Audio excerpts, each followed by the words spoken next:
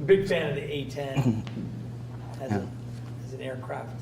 Yeah, Not to have it in this movie. Namek does not like it so much, though. Namek A-10. No. You see, they replicated that shot in the Flash movie. He's got a trailer where Namek jumps out of the Batwing. I don't know if you saw that. Oh, really? Yeah. Oh, yeah. I saw the trailer the other day, but I didn't look at it. Like, I gotta analyze it. Yeah, everyone's like, that's the exact same thing, but it's Keaton's Batwing though. So I was like, that's a great homage to this fight. Do you when you got this all charted out, do you have a clear point where like the second act ends and the third act begins? I feel like every time I watch this, I feel like every time I'm watching this, at some point I'm like, oh wait, this is just kind of full volume for the next hour. It does roll pretty hard for the next hour. It's one of those things that I think when we were editing the movie or talking when it was finished, and we would say like, oh, once Smallville battle starts, it's pretty much on. Mm-hmm. You're pretty much rolling to the end. You could and it sneaks up on me every time. What's that? It sneaks up on me every time. Smallville battle. Because you think it feels like it's there's going to be a lull or something, and as you transition into the final battle, and then you realize like you pack it wall to wall. Yeah, the only kind of downbeat is when Martha's looking at the photo album for a second. Oh yeah. And he's like, "All right, I gotta go." It's like right after this, right? Mm-hmm. But then he zooms out, so it's not very long. PR's cool. This fight was cool, and even just developing, the notion of like how they move in the fight. Oh, there's a safe door. Oh yeah. So that, of course, was our first look Superman shot, right? I shot with a Polaroid camera right there on that safe door, and I just had this. I don't know. For some reason, I had it in my head that like Superman smashed into a safe door was a cool like first image of him. What's an impressive thing to bend? Yeah. If you, like that's a crumpled car is not a safe door kind of makes a point. Yeah, like the size of that safe is pretty like legit. Yeah. And I think that was the notion that I had. Also, that it's made of steel. Yeah. I guess. The Man of Steel. Steel on steel. I see what you're going for. Yeah, exactly. I thought this was a cool Sears ad there. Yeah. Because Sears was one of our sponsors, and they were asking like how the store would be shown, and I was like, oh, it's gonna be cool. Yeah. You're gonna see it really a lot of it. And how about you're in the background? I didn't know it'd the be crap like, out of Superman. We're gonna throw a train into it. I don't think they knew that. They were like, oh, okay, yeah, sure. But you get good shots of the logo. I always love that. We built when we built that, we built like a train. I got kicked out, but I'm back in. It in there. It was that was a cool set, with the train in there. It was really. You built a train as. But yeah, I'll leave it at this. Set piece that we kind of I don't want them messing with me for that. Into the Sears. Oh, okay. After it hits it. I mean, honestly, I'm not too sure why they do that, because those commercials were already released. You got a lot of them in here. Yeah. They've been released to the public, so. And 7-Eleven. If anything, I'm like, people like us are doing them a favor of exposing it more. Like, I don't know why they would be penalizing people. And then Chris, all those shots, of course, we did in the parking lot. It's not like I'm saying, hey, come watch my movie. I just created my own version of the Flash. I thought that DJ did a great job with that crash, the helicopter. This is not the Warner Brothers version. Yeah. I did this one. It's completely different. Awesome. This is good fighting. But this is the famous one. This Everyone's is like famous, what would really happen if humans Kryptonians, you know what I mean? Like, that's pretty much it. Well, it was also one of the first visualizations where people say, like, oh, that like anime style can kind of be brought to live action. People didn't think that could really be done until this happened, and then everyone was obsessed with that forever. Yeah, I always like that idea that like people for so long, we've seen Superman fight bad guys, human bad guys, and then and no one, what I mean, no one really ever thought about the reality of what because they didn't block me when I was doing the live stream, so I would know it's for. And even in our movie, if you don't, you can hear it. It's for those trailers or the music. Even in this, high percentage is on the trailers though. Humans. Right. Well, it's not fair. Yeah, it's not fair. It's kind of how I feel about it. But Created Created fine by, to fight demons, yeah. right? 'Cause Those studios. Right. Not concerned about the collateral damage. no. Speaking of the sound, though, I think that's a really interesting thing that you're known as like a visualist, and if everyone talks about like your filmmaking style, are going to define it by the shots and the color and the lighting.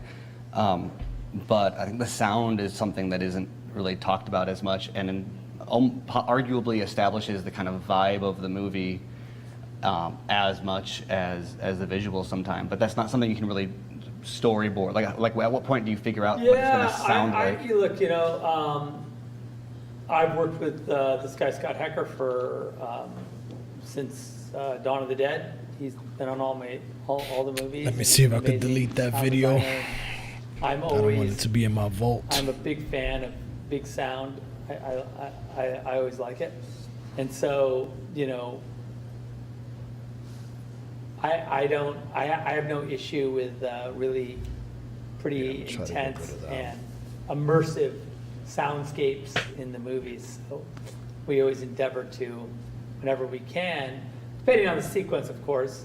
Sometimes music. Those visuals vibes, are insane these though, man. action Because I'm sequences, watching the Man of sometimes Steel sound behind the effects, scenes. depending on what. I mean, not yeah, behind the here's scenes, train. but We had it there. off the stream. It's like that. Just so I could be up to But that's speed really- with what they're talking about. Really, the Visuals sort of are still personality of the A1, scene man. comes across, I After think, in a all lot of these ways, years. driven by 10 the sound. years later. Like you don't know what to. By the way, this cape shot, I was puppeting that cape shot. That was me laying on the side with like my It's very good puppetry. basically just waving it in front of the lens, the cape. Yeah, obviously I'm a big fan of like intense sound effects. Yeah, well, it's so huge for the atmosphere. Like you can, it's establishes a level of gravitas that. Yeah, it's the weight. It's literally, I think in this movie, it was literally a thing we talked Right. about quite a bit. Like this guy was like, I really want everything to feel heavy.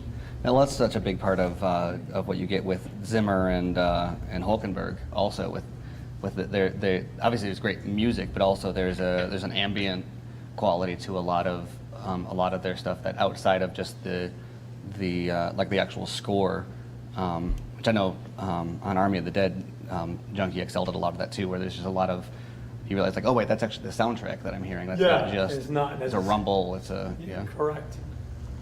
It's not necessarily like a melody or a song that you can sing along to necessarily, but it's very much like a mood. Yeah, and if you take it, like Sustainer. you wouldn't put your finger on it necessarily. I wouldn't. I mean, I'm sure you would. But if I was watching it until you remove it and you say, oh wait, something's not quite as Yeah. not full. Yeah, 100%. This is the Yeah, here's the this moment is that of beat that I would say is the only. This is their small rest.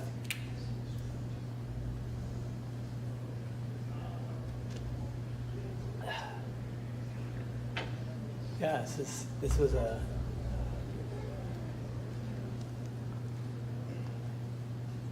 We always laughed at like, oh, I guess he has to go kill those cops because they're the only ones that know where he lives. Really, Yeah. That he might be. Well- that he might be Clark Kent. Yeah. Because like, That's something that I thought was always interesting, though, that it's never said explicitly, but the more you kind of think about it, not just in your movies, but in the larger mythos, it almost makes more sense for everyone in Smallville to know, and it's just a secret that they all keep, because they know like Jonathan Kent knew, they all know that it's important to protect. yeah, it's funny. It was a thing that I know that like in the canon it's like really protected, but I didn't spend a ton of time trying to protect it because like it's exactly as you say, like in a modern telling, the notion that he's wearing glasses so you don't know it's him is kind of ludicrous.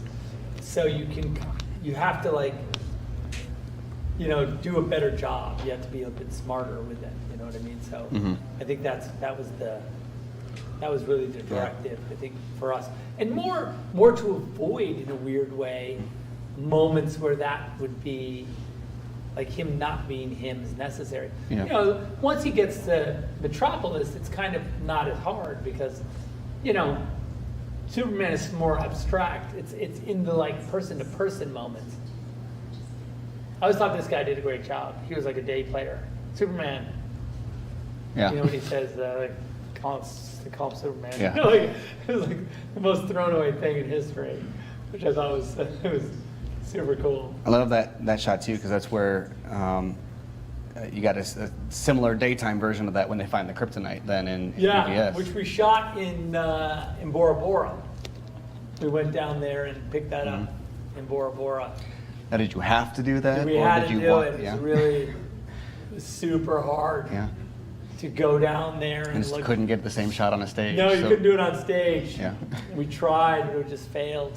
So we had to go literally to Bora Bora and like, you know, and just do some like a few days just kind of contemplating the shots, what we would do. It was pretty hard to do that at the St. Regis. Or was it St. Regis? Yeah, I think it's the St. Regis. I think we were at the St. Regis. Yeah, so that was difficult. No, but it was. I'm a huge. Yeah, we had a great time doing that. Yeah. I mean, by the way, on BVS, we went. We shot that at the very end.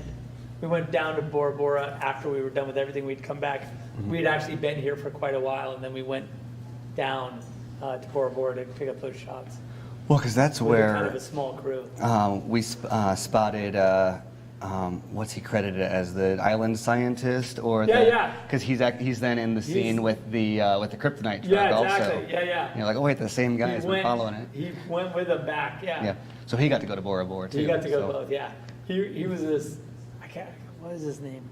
Shit. Anyway, but I remember talking about like him when he came to Bora Bora because he was a stunt guy, stunt performer, and we were like, oh, that was cool. You did that day in Detroit. We also need you to come with us to Bora Bora. And he was like, what? Okay. So that was fun. Going back to sound again, that World Engine. How yeah. Is that a combination of? Is that a specific mix of? It was a huge ambient noises Hecker, or- Scott. We did a bunch of, but we had it pretty early. He was working on it even from the start. And I remember him sending us all these different versions of it, constantly sending us different takes on it. You know? Yeah. It was always and then we evolved it, and then it got really. Yeah. It's funny because it became musical too. You know, in a weird way. Yeah. You know, it's like Well, it's this- rhythmic. Yeah, it's its own thing. And then that's such a big deal then, the way that Brent comes into BVS and Bruce's subconscious, and it's this traumatic. Yeah. And you imagine he's not the only one. That's like the whole world has this memory of this noise, just repeating. Yeah, everyone's So pretty it's- triggered by that. It's very fitting. This was a fun bit. When did you? And this is literally, I think that this was a true. This movie was shot on film, and a true bleach bypass, like real chemical process. For the looks, why the highlights are all washed out and all that. It's not digital. Yeah, like- it's very, very tactile. Yeah. When did you start playing with the idea of Swanwick being Manhunter? During it was during BVS really is probably when I joked about it because I thought it was funny. Yeah. Because he never did anything that would contradict it, and also just the way Manhunter has been portrayed in its human form in the comics felt pretty consistent to me with like the way Swanwick exists in our, and so I always thought that was a fun thing that you kind of get to kind of mess around with in your mind, like me and the guys, and just kind of saying, would that be funny? Would that be awesome? Yeah. And then we're like, oh, let's just do it. why not? It Well, makes sense. it's great retroactively too, because it's one of those things where people go back and they start looking at these scenes to see how does that fit in. Yeah. And there's that shot like where Superman breaks the handcuffs and walks up to the glass, and everybody steps back except for Swanwick. So Yeah. it's like, oh, Yeah, there's something there. that's cool. See, I love that. I love that. It's more of that cape porn. Yeah, that's good, Keith. Right there. Amy in a jumpsuit is always cool. We were in this, so we built this cockpit. You know, we had the real plane for a lot of it. We shot a lot of the interiors in the back of a real plane at Edwards Air Force Base. And then we built a cockpit, of course. And then we had the real cockpit. We had all sorts of different versions of this to do because this movie, you know, we had DOD for this movie. So we got a lot of assets from them. But, you know, it's always hard to work with the government, you know. Yeah. And even to make, especially to make a movie, it's hard. It's, you know, there's some things that they're like, they don't understand exactly.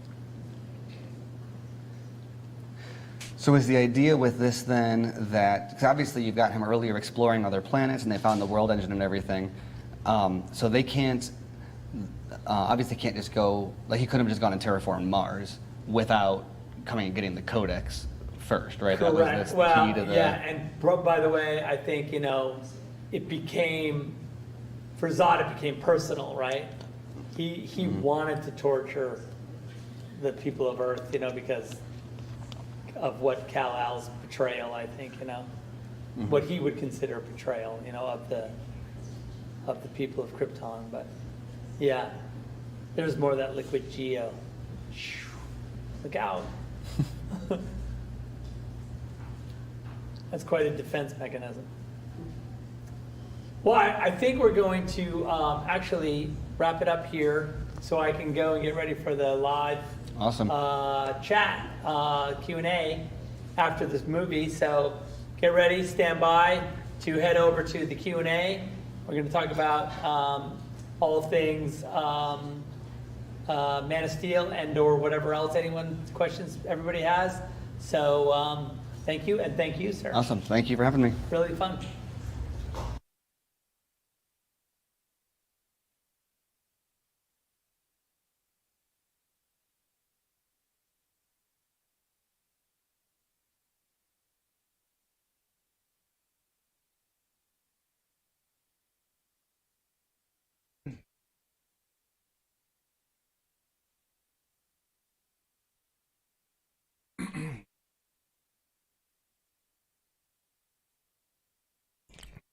Alright, so I guess he's going backstage again to get a few hits of Becky. We have like about half an hour left before the movie ends. So it's gonna be half an hour of possibly no kind of stream going on. See what I can find for you guys. Oh shit, I got my stream playing right here.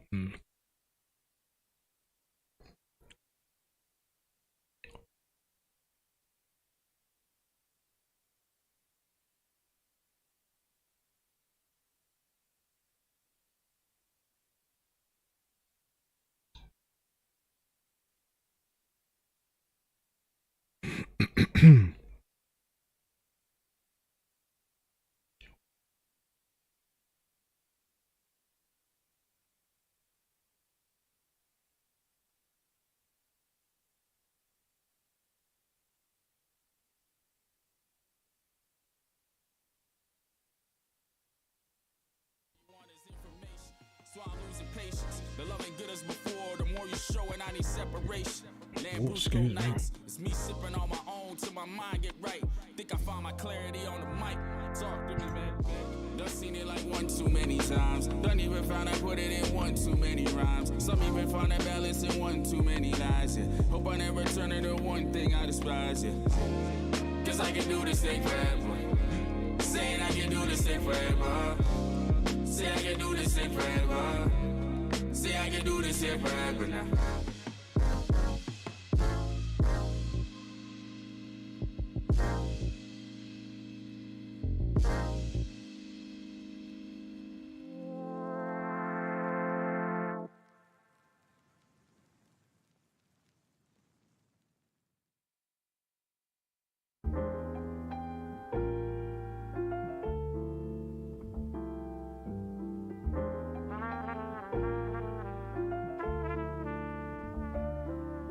Many stories are told and many dreams are sold.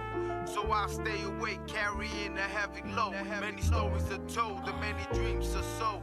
So I stay awake, carrying a heavy load. Consumers supply the charity, the fraudulent rising in popularity. So I walk on this side of my family in solidarity. If out of the narrative, keep my mind in the zone. No matter the coast, we doing the most. That just shows you rockin' primarily, but momentarily. See, none of you niggas will come and represent this. I'm from a city with recognition's unprecedented. They call it amazing, McNallis born for the devil mission. Caucasians, they play my shit in college dorms in West Virginia. Imperial workers for certain, searching for turf expansion. We righteous by nature, but the wickedness came from circumstances. We changing hemisphere, window seats in the earth and chanting. And over the net, some of my presence felt like a circumstance.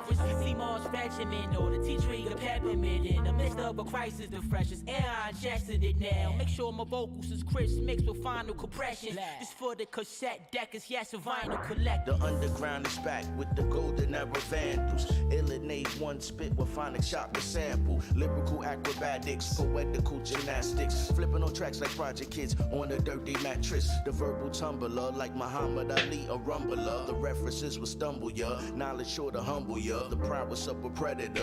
Power no competitor. Check the ledger, bro. Been in the black, it's hard to measure us. This for the best of us, the rest of us don't mess with us. Been on the exodus, a lesser stuff than pressed enough. Problems for a lifetime. Crazy mind to write rhymes at nighttime. Everything on my mind, put in a pipeline. I'm a revolutionary, institutionalized for trauma. Living by the code of honor. Word is born, it's on my Yeah, give me a few minutes while I got situated in the background. Turning on that PS5. About to do a little Call of Duty.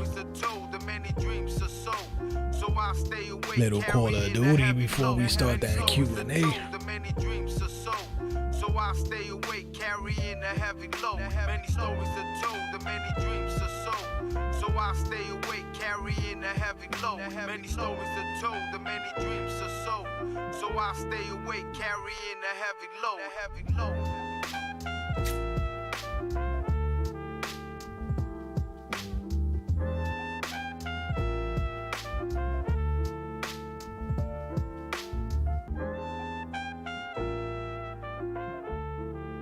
Make sure I get this properly set up. Give me like 5 minutes.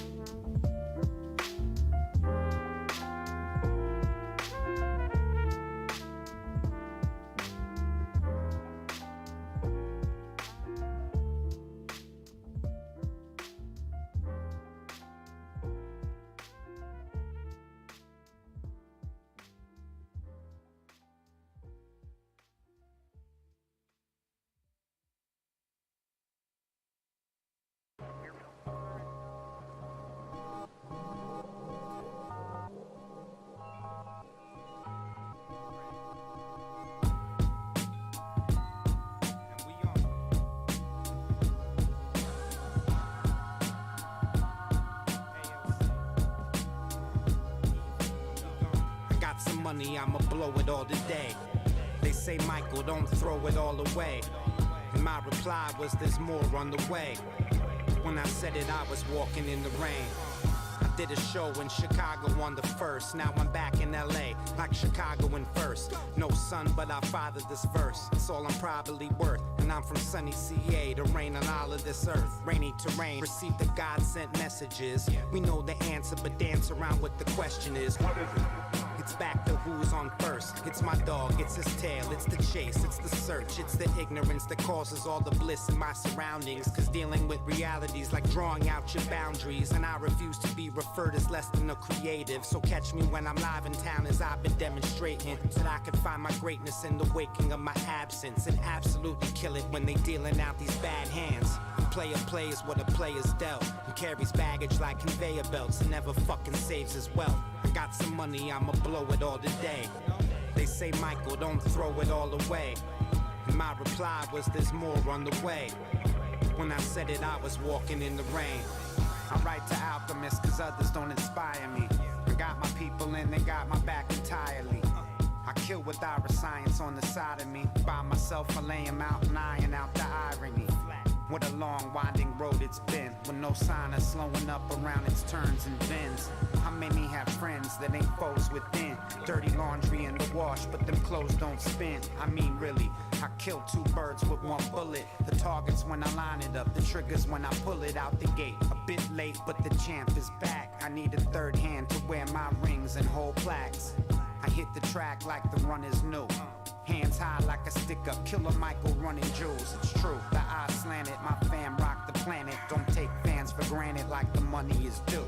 I got some money, I'ma blow it all today. They say, Michael, don't throw it all away. And my reply was, there's more on the way. When I said it, I was walking in the rain. I got some money, I'ma blow it all today.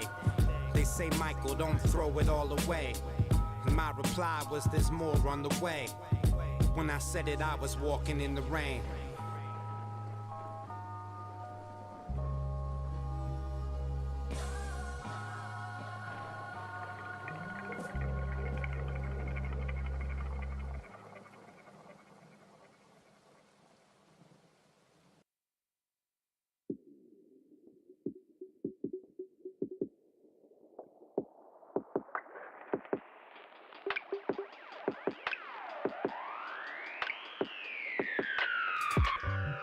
They just want that fast bread. I was out there double dutching on my last leg. I'ma always roll the dice, just how my pride is. Stuck inside my mind, don't know what's going on inside it. You say that pressure rise, how come all I hear is silence? Getting high and asking God how he can guide this shit.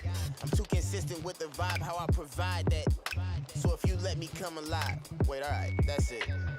Careful what you aiming for, Lord, it's what you made me for. Mental suite got crazy floors, welcome to my great indoors. Hoarding me a baby piece, so lately I've been craving more. Praying for a peace of mind, that's probably why I'm spacing more. All my worries less earthy, I ain't bound to this shit. But my chest is so full of pride, I probably drown in that shit. But even when it's ugly, I just dive in the trenches low, and eyes ain't had me feeling this alive in a minute. They just want that fast bread. I was out there double dutching on my last leg. I'ma always roll the dice, just how my pride is. Stuck inside my mind, don't know what's going on inside it. You say that pressure rise, how come all I hear is silence? Getting high and asking God how he can guide this shit. I'm too consistent with the vibe, how I provide that.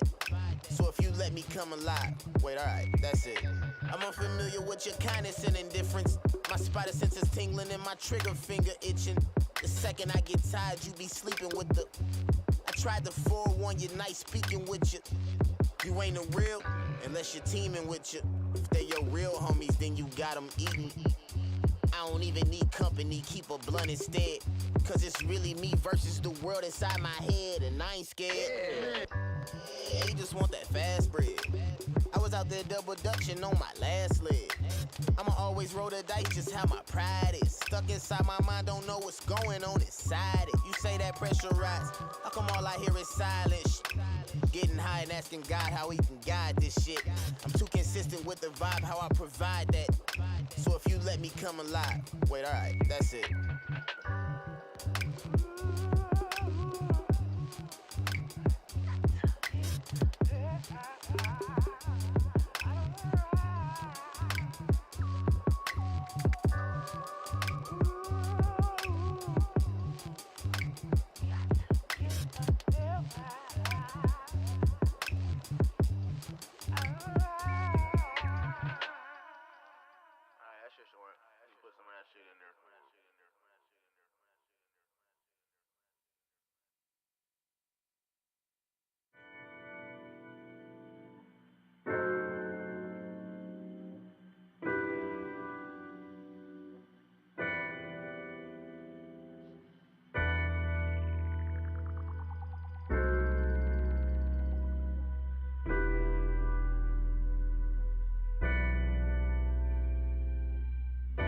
I wonder where the darkness goes when it shines. Couple battles that be going on in my mind.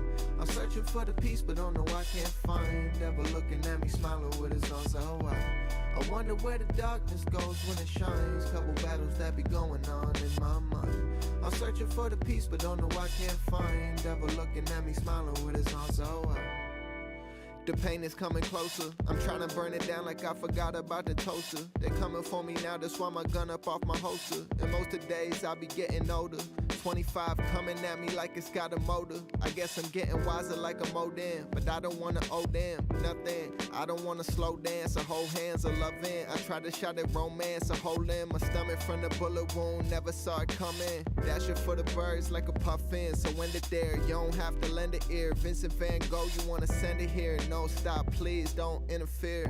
On my Alex super tramp, I'm leaving this shit. That's my only mission. Blow up for a little, but solving that is harder than a riddle. This rap game is opposite of civil. Everybody think they got Yeah, that shit still looks dope, man. Stars coming on. It ain't easy, bro. This shit is hard. Trying to smile, even though I'm struggling a lot. You think it's only making Those scenes still look good, man. That whole like Superman versus Zod fight. It was the problem was that it was ahead of its time, and I guess the second one is, you know, it's the same as the first. People weren't ready for that. The audience, nobody, zero. There was not one single person that was ready to see what Snyder, you know, like Snyder's version with him snapping Zod's neck and just showing this different take on it. Nobody was ready for it, especially with all the Marvel movies that came out prior. You know, everybody was already in this mindset of, yeah, I've been watching all these good movies, but they have a different tone. So it was a thing of they were looking forward to having a similar thing. You know, it wasn't going in there like, yeah, I want to see something that's completely different. Like, no, there was a rhythm going, and they wanted to continue on that beat. And, you know, Snyder came in, and he came in with a whole dark, not so much a dark take, but it was too realistic. It was too grounded. You know, it has elements that are way more, you know, to be discussed, as opposed to being fun. And, you know, you're just going in there 100% to just enjoy the movie, you know what I mean? Just a full-on popcorn movie. And that's not what Man of Steel is. You know, it does have parts of it, but, you know, moving along to BVS and Justice League and all that, you start to see that, you know, this was something else. He was giving you a totally different brand. And people, you know, I think that outrage was because, hey man, I'm enjoying, you know, what Marvel's giving me. Like, I want that. Like, that's what I was digging. You know, it's almost like McDonald's. People who like McDonald's, and then you tell them, yo, I'm gonna go get burgers out, and then when they come, you're expecting McDonald's, but they bring like Burger King, and you're not digging that. You're like, what the fuck? Like, you know, you still gonna eat it, but you're gonna have this vibe like, damn, like this dude brought fucking Burger King instead of bringing McDonald's. Like, you know, it's kind of something similar to that. You know, like there was already a certain flavor going out at that time, which was, you know, the Avengers came out and all this, like they were killing it. You know, you can look at it now and it's a little outdated, but back then that was the shit. Like that was, you know, that was the it. That was the shit, you know. And then this came out, you know, with real ideology and you know, religious elements to it. A lot of, you know, things that people don't want to go to the theaters and think. You know, they don't want to. It's all these layers added, and they're like, like, come on, man, I just want to see my dude fly and save people and just show me, you know, like a general kind of take on it, you know. And this went a little too deep, you know. I get it, you know, because like Superman Returns, when that came out, you know, people wanted that, but it didn't have a lot going for it, and that's where they took that shift. They was like, we try to do the Christopher Reeves type of Superman, and it wasn't well received. So for the studios, they must have been like, all right, we tried the Christopher Reeves approach, it didn't work out, so we're gonna go, you know, try the other side and see how that goes. You know, we saw what Christopher Nolan did with The Dark Knight. We got a huge success off of that. That really bigged up the DC brand. Like between that and the Joker, like that's really holding DC down. You know, and then with the latest Batman, you know, that one is still, you know, still iffy. But it definitely made money. So, you know, hopefully the sequel comes out and it's a banger. It's way better than the first one, and they got another banger there. They got another good one.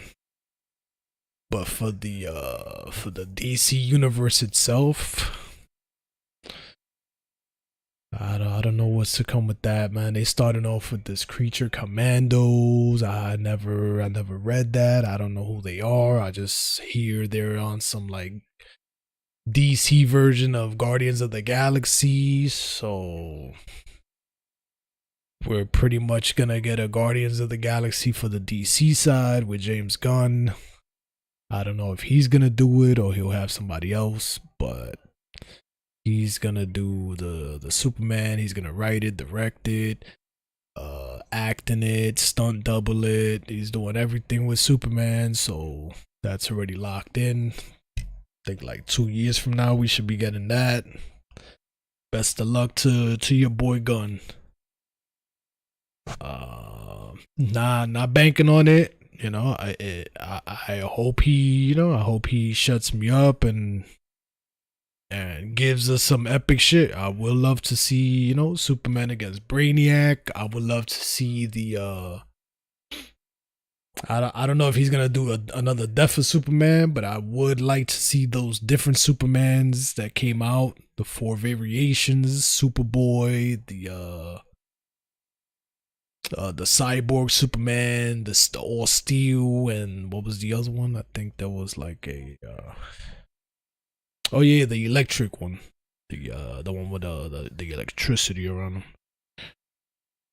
But yeah, I would like for them to do that. Even if it's animated, I wouldn't mind animated. We could do animated for that. What else? I would have liked the proper Death of Superman with Doomsday, but I don't, you know, we already got that on animated and Snyder already did his variation of it. So yeah, that one is done. That's a done deal for that. Kingdom Come will be a dope one to see in live action form. I would not mind Andy Muschietti doing some shit like that, like I was about to say Batman Beyond, Superman. Kingdom Come. That would be kind of dope. That would be kind of dope right there. Would be very, very nice. You know what?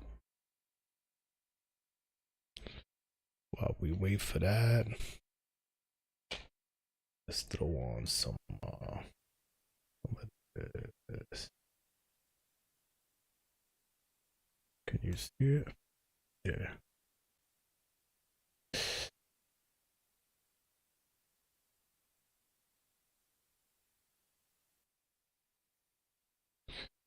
Why you do this? Let's see what this shit is looking like.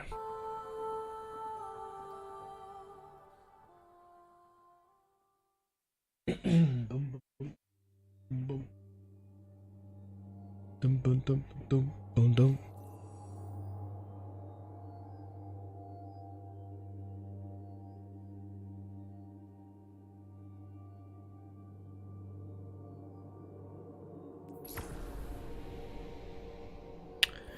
Yeah, we just gonna mess with this for a little bit until the stream comes back on, then I'll switch over there. Oh, they got new arc, solar, and void and fragments? What? Excusez-moi? What you talking about? What you talking about with this buffoonery? Hold up.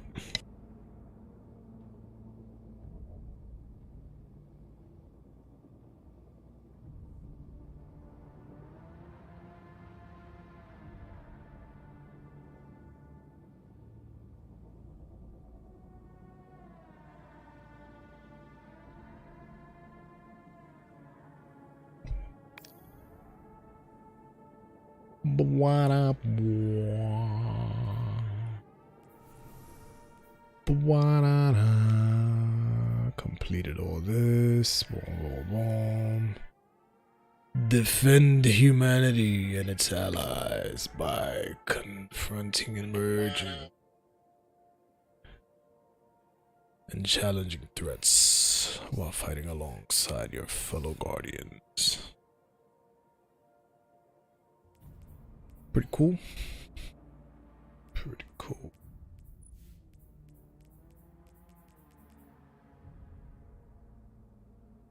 Why is it oh,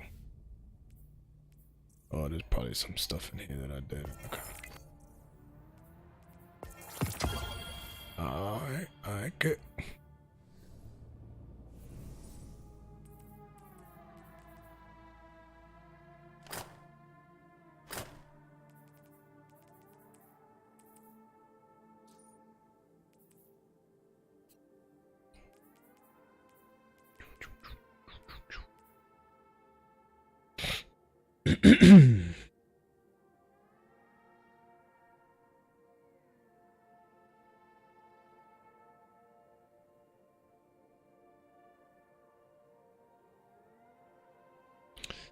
Damn, I don't think I could edit this.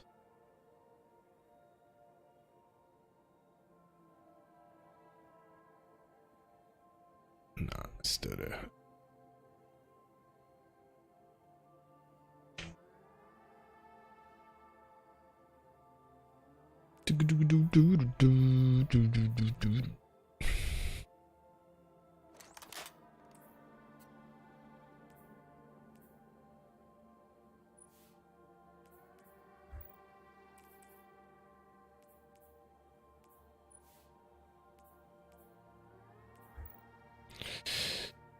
Wait, they took out blinding? Don't tell me they took out blinding.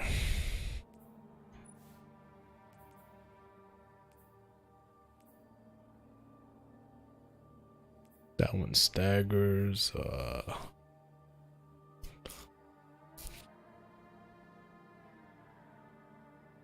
Hold up. Wait 1 minute.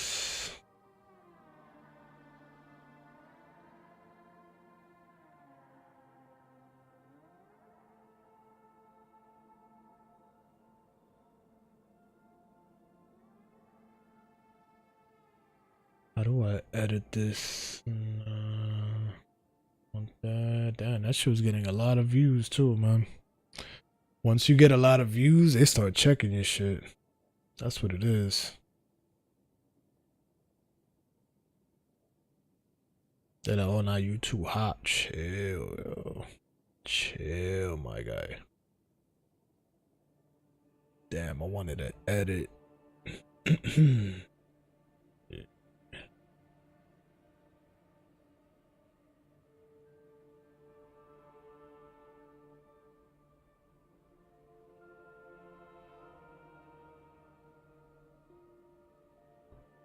Dashboard.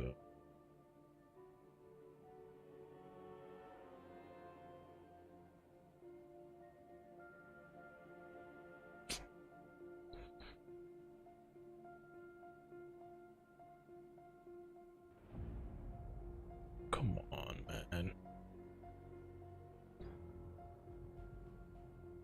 We were alive. It's just showing that one.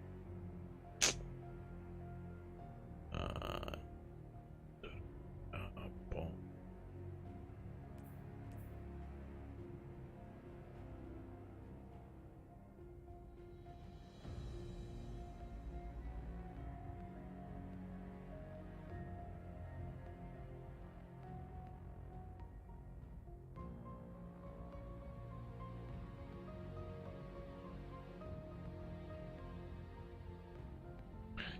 Bucket.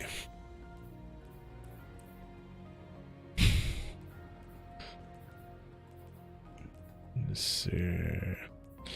Yeah, I want to change this for something else.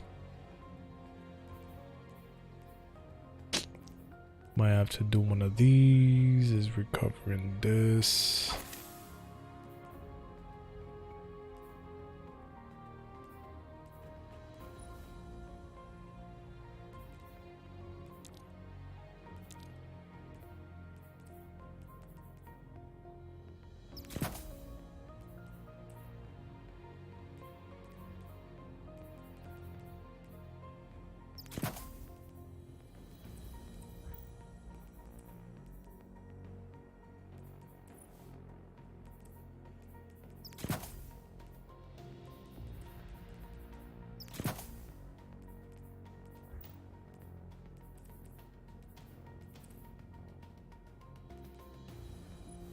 Whoa.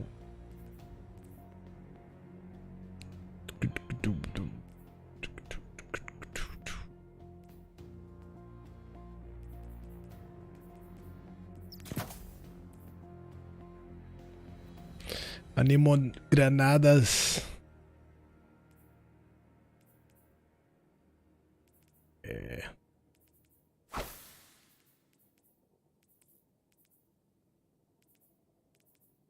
Stat increase.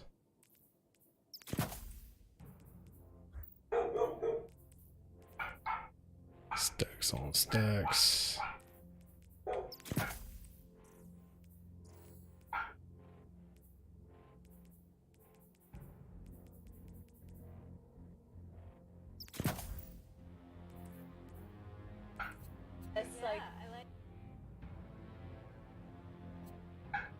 Fuck was that? What in the hell?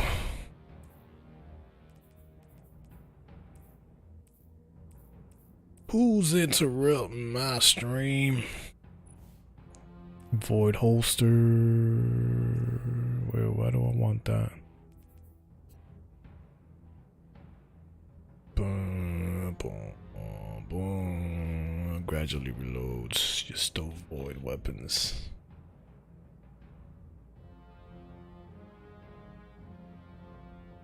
Let's see if that shit works.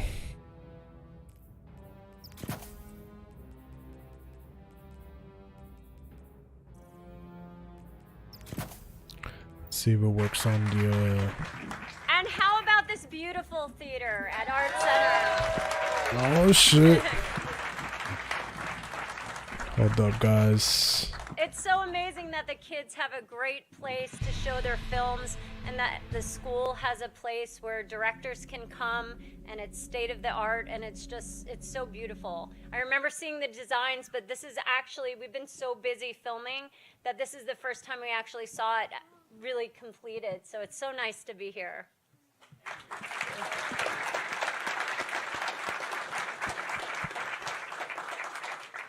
And how's our folks at Vero doing? We're back.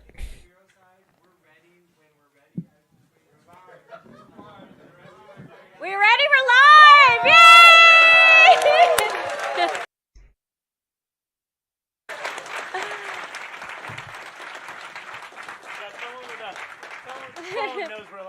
Okay, so you guys just indulge me for a few moments here, but Zach and I wanted to say a huge thank you to all the people who have made this weekend possible, to our generous sponsors, to Warner Brothers in DC, in particular Mike DeLuca and Pam Abdi.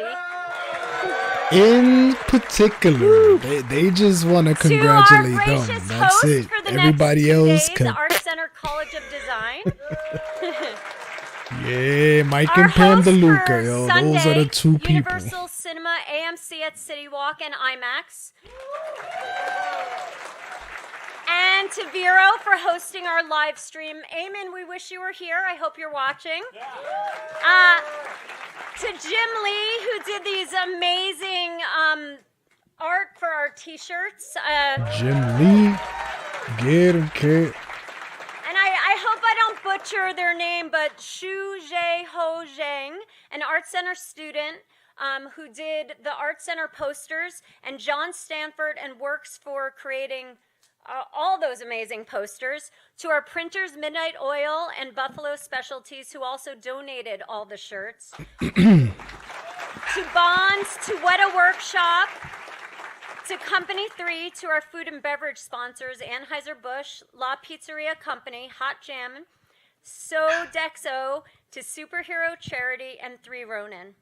And thanks to all our panelists, moderators, and you volunteers who really helped, like, setting all of this up.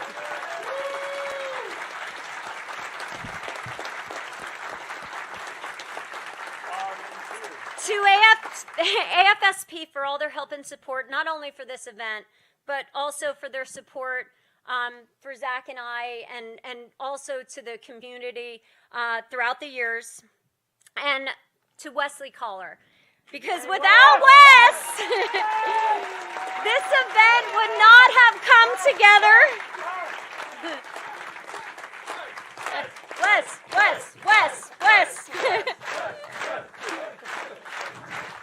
We are so thankful for all Wes's hard work and dedication, cool. and most importantly, for the friendship. He is family. And most importantly, to the fans. A special shout out to everyone that is online around the world. It is truly amazing what this fan community has done, raising over $1 million for AFSP. That's good shit. But even more importantly, creating awareness and much needed discussions on mental health and suicide prevention. This amazing fan community has contributed to AFSP's ability to invest in new research grants to better understand and prevent suicide. In the past 5 years, it has given 200,000 people life-saving education and resources through AFSP's signature program, Talk Saves Lives, an introduction to suicide prevention. This program provides participants with a clear understanding of suicide, including the most up-to-date research and data on suicide prevention. Our fan community has helped AFSP to advocate for suicide prevention and mental health by sending over 129,000 messages to public officials over the past 5 years. Advocates had a chance to share their stories and promote suicide prevention. As a testament to their efforts, over 109 pieces of legislation at the federal and state level has become law since 2018.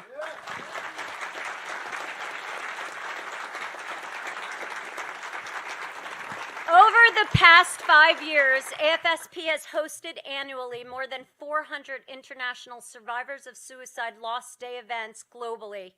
AFSP has also fulfilled over 1,000 requests for their Healing Conversations program annually. Both programs allow those touched by suicide a chance to talk, be heard, and help heal from their losses. These are just some of the ways that this community has contributed to AFSP's life-saving efforts.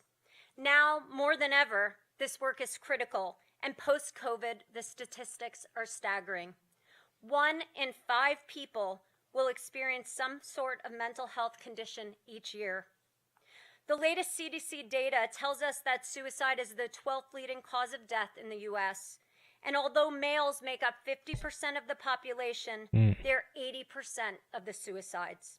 Oh, man. Between 2020 and 2021, suicide deaths increased 4.79%. And most alarming, our kids are struggling more than ever before. Suicide is the 3rd leading cause of death for adolescents aged 15 through 19. And our young girls are now more at risk than ever before. 2021 data from the CDC Youth Risk Behavioral Study reveals that 3 in 5 girls felt persistently sad and hopeless. More than 1 in 4 girls reported that they seriously considered attempting suicide in 2021. And more than 1 in 10 girls reported that they attempted suicide in 2021. And almost half of our LGBTQ plus students seriously considered attempting suicide. This news is devastating. The time to act is now. We must make mental health a priority and advocate for more investment in suicide research and prevention on a national level. Everyone has a role to play in preventing suicide, and together we can learn the risks and warning signs and encourage those who struggle to seek help. We have shown that as a community, we can make a difference. Our actions have impact, but unfortunately, our job is far from done. So what else can we do? Learn the signs of someone who may be at risk for suicide. Reach out to someone who you think may be struggling. Connect those who are struggling to help. Share 988, the Suicide and Crisis Lifeline. With everyone's help, we can continue to move out of the darkness and into the light. We can give those who are struggling a chance for hope, and we can make a real difference. Thank you again for all your support. You know that this is such a personal thing for Zach and I, and it means so much to us. If you need help or information, you can go to afsp.org or call or text 988 if you are in crisis. And also, if you want to donate, please go to afsp.org/full-circle-donate. You know, thanks again for being here, whether you're here in person or here online. It means so much to us.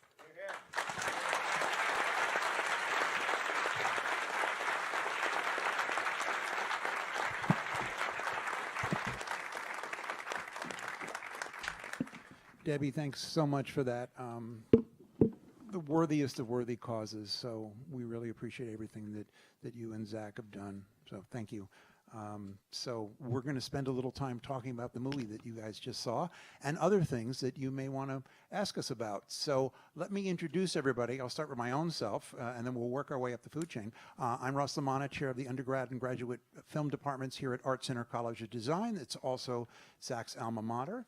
And next to me is the man who is responsible for a lot of the eye candy that you saw, Alex McDowell, and it's a pleasure to have you here. Thank you so much. You're kind of famous around here, by the way, so thank you. Oh, yeah. Oh, yeah. So thank you so much for being here. I'm just going to go down the line here. This man is a movie producer and a director and a writer and a cinematographer, and I'm probably missing a few things as a director, and he's so good at these things that he actually has a verse named after him. So not too many people can make that claim, so thank you, Zach, for being here, and I think we'll have some fun. Thanks for having me. Yeah. So next on the list there, you may know her as Major Carrie Ferris, the first person to say officially that Superman is hot. No one has ever argued with that statement. Nobody ever went, not so much. Her real name is Christina Wren. She's an amazing actress, and we are so glad to have her here with us. So thank you, Christine. Thanks for having me. And then down there at the end, someone else who needs no introduction. I love that expression. You need no introduction. Deborah Snyder, who is an amazing force of nature, movie producer. What else can we say? Actually, the real Wonder Woman is what she's known around here. So thank you as well for being on the panel tonight. Happy to be here. So what I'm going to do, I'm going to ask a couple questions. They're kind of from the film students, and then I'll kind of throw in one or two from the online streaming folks.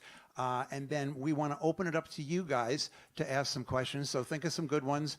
Stick your hand up. We'll call on you. We'll bring a mic over to you, and we'll get going. We're going to try to do this in about an hour. So let's see how that goes. So I thought maybe I'd start with Alex, because we were kind of in the green room watching the movie with the sound down, and I've seen it several times. I haven't seen it in a while. I'm just sitting there with my mouth open because your Krypton, it kind of, there's your Krypton now. There's no other Kryptons, you know. It's like you really define that, and certainly define their ships and everything. It's just gorgeous. And then of course we've got the you can segue into Smallville, which is just like classic, you know, Rockwell Americana, and then we've got Metropolis, which is kind of normal with a little overlay, and it all seamlessly works together. So the students wanted to know what your visual references were, if any, because I know you dreamt a lot of this up just for this world, the literally world of Krypton that you made for us. Yeah, thanks. Well, first, thank you for inviting me, Zach and David. So awesome to have you. Thank you. It's an honor to be here for this cause. And amazing to see the movie again. It's been a while for me, I'm afraid to say, and it's a great movie. So to your question, yes, there's a lot of influences. I mean, first of all, to have a chance to redesign the logo and to think about just the characteristics of this idea of the curves. First of all, the Superman S prompted the idea that there's no straight lines on Krypton. So as a designer, that was a underlying rule. So to go from that, we went to interesting. The organic. There's a photographer called Carl Blossfeldt, who you should check out, who was the first photographer to really photograph in extreme fine detail the sort of symmetry of plants. We looked at just a whole array of organic forms, shells and plants in this photography and Art Nouveau, but it all came down to this idea that the S prompts the entire visual language of Krypton. And it was to kind of build a history of that and to go back into a world where biology was the primary science and the language itself, and you know, and that premise really went through everything down to the lettering of the language down to the very finest detail. Great, thanks. That's amazing. It worked. I have a question for Christina, and this is a very important process question about how the motion picture business works. I read that you were cast in Man of Steel because Zach saw you in a hummus commercial. And now This is true. I want to first just take a moment to picture Zach watching a show that would have a hummus commercial in it. By the way, it was not a obscure hummus commercial. It was a national spot. And I was watching mainstream television. It was like some obscure hummus channel. We're like, Hummus you know, Yeah, and then you were like, Debbie, find out who that is. And I was like, what? Yeah, find out who that is. I want her to be in the movie. Thank you for doing it. So what I want to know, Christina, is like, you're home, you're minding your own business, phone rings. Mr. Zack Snyder would like you to be in a Superman movie because of your work in a hummus commercial. How did that play? So I was living in New York at the time, and funny enough, the commercial did not play in New York. So it wasn't like I never saw it, and I didn't. Yeah, so it kind of came and went for me. You know, I mean, I was happy to have a job. We filmed in Athens, which was cool. But I was out of town. I was at my friend's wedding, and I'm in the car with my parents, and my then boyfriend, and now husband, and so I get this email. I like just check my phone, and I kind of like laughed in the car, and I was like, bullshit. Like, and my family was like, well, what? Like, they saw my reaction. I was like, someone's punking me. Like, someone made up an email address, and like, this is ridiculous. And I had gotten an email from like assistant at Warner Bros. Some, kind of, nameless email that said, hi, Christina, a Hollywood director has seen your hummus commercial and would like you to audition for an untitled Warner Brothers project. Please send us a tape of yourself doing these sides. And I was just like, this is like someone really, I have a friend who made up an email address and is just like making so much fun of me. And thankfully, really, I was in the car with my family. They were like, you have to do it. You know you have to. Like, in the off chance this is real, you have to do it. So I, tape it, but it was like 3 lines. I felt like an acting exercise from school that was like an open scene. And I was like, okay, is this... Oh, and it was a different character at the time. And... wasn't the scene you coming into... I'm trying to remember this. What the read? Well, it was an office assistant first. Was it? I'm trying to... Because I remember... And did you do 2? Did you do a second? It's like 5 of them. Yeah, that's what I remember. Yeah, I remember like 5 different takes. It was 5 versions of the exact same line that were like this is the angry version. Yeah. This is and I was like, see, I told you she was a genius. Really though, because I was like, I don't know what kind of movie this is. Like, is this a comedy? Is it a drama? And then I, get a different thing back. They're like, they actually want you to audition for this character instead. And it was a military officer. Oh, right. That was like that. But I... Where you did really a bunch of them. So, yeah, I went in. Yeah. But I was like, is this sci-fi? Is this a political movie? I don't know. So they very graciously watched a ridiculous amount of audition tapes from me. But yeah, it was fun. That's how it happened. It's funny. I remember there's a line in the hummus commercial where you say... It's like this thing where there's this like older Greek woman. Who whatever Christina's character's doing, which is normal, she sees as like really like offensive. Like there's one scene where she says something, she's like, she's a prostitute. Like, and she's just being normal, but it's like, it was really funny. I'm a Lebanese gal, so the yes. The very judgmental grandmother is something I was it landed pretty for you. used to. Yeah, and it's like my character, whatever, is conservatively dressed and has this giant platter of food and is hosting, but all the grandma can do is judge and tell me I dress like a prostitute. Yeah, even though like she's not dressed like a prostitute at all. Very conservatively dressed. Yeah, it's anyway, I don't know if it's online. Where is that commercial? Is it anywhere? I have no idea. Yeah. We should dig it up. We should definitely dig it up. They're getting a lot of free press from you right now. Yeah, they really are. Too bad we're not mentioning the name of the hummus. They're probably mad about that right now. It was Athenos. Athenos. Well, there you go, guys. You know where to send the checks. One of our other sponsors for the evening. You are welcome, Athenos. Thank you for my career. Yes, that's cool. No kidding. Anyway, I got to see this. All spot. true. Yeah, there you go. All true. See, kids. I can't remember how I like.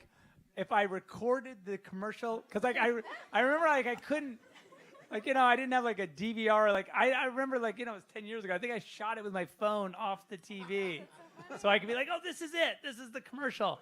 It's all like bad, like yeah. And I had a really terrible blog, and this is how the casting director found me. She told me later, because I had like. Recently, someone was like, you have to start a blog. This is the same thing now where they're like, you have to be on Instagram, And so I made a blog, and she found, but it was like stupid, you know, because I didn't know what to do. Yeah, so put yourself online, I guess, is the lame That's advice. awesome. That's great. That is awesome. And what an amazing job in the movie, like. No, yeah. I was right. You now know how show business works. Welcome to it. So speaking of working in show business, Debbie Snyder, I was trying to do the math, and there are only a handful of people in our universe that produce movies of this size, and this budget and what have you. And then there are way fewer women who are doing that. So, wow, pretty amazing. Wow. So I think a lot of people don't understand the word producer. It's like, well, what does that mean? And you see the credits and what have you. But and so obviously it could be a financing producer, like an executive producer, a creative producer, a budgeting, you know, a line producer, and it can be more than one. So I'm curious how you define your role or roles as a producer. And then as a second part of this question, I'd love to hear, if you want to tell us, what's your favorite part of the gig and what's kind of like going to the dentist? Well, the budget is kind of like going to the dentist, because no matter how much money you have, it's never enough money. It's just, whether it's a small movie or a big movie, it's never enough, and you always want to do more. And those are hard discussions to have, I think, with the studio and with your departments who are presenting their budgets and everything. So I don't like that part. I think planning it and finding the people and like putting it all together and figuring out the methodology. You know, I see my role, it's my job to bring the director's vision to the screen and to fight for that vision. And it doesn't mean we don't disagree about things, because we do, but sometimes. Occasionally. Occasionally. But he's, at the end of the day, the director, and it's my job, and we talk you were about say, it. at the end of the day, he just does what I say.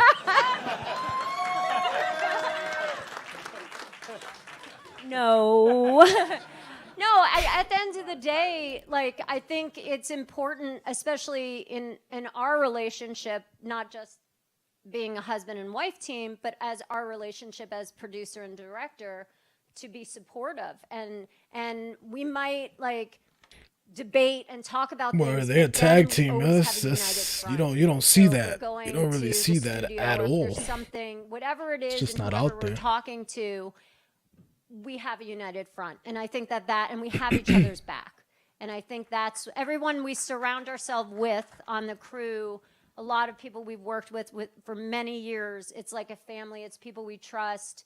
And, you know, allowing them to actually do their jobs and do their job as well, you know, just kind of makes it all, you know, work. But I don't know, my job is crazy, because sometimes it's about like growing wheat, or, you know, like you become an expert on these really strange things. But I think at the end of the day, it's about, you know, figuring out what the plan is, from casting to casting your crew, figuring out the schedule, the budget, and then all the things and problems that come along the way, because every best laid plan gets redone in production. So you're always starting over, and you just have to kind of be nimble on your feet. But I love it. Like, you know, when I say going to the dentist, like, yeah, the money is always something that I don't really like talking about. But like, to be able to create these stories that will live on, you know, much longer than us, that touch people in a way, makes them laugh, makes them think. I feel so lucky to be able to do that.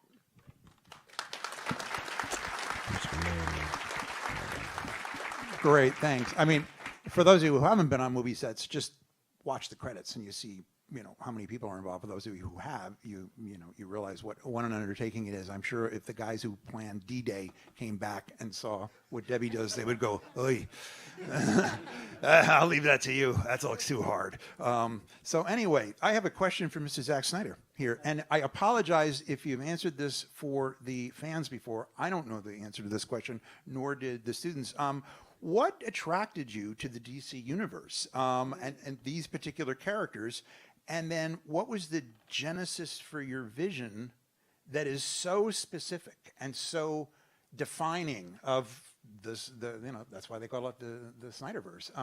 It's fascinating because it's been done and you did it again differently and better. So where did that come from?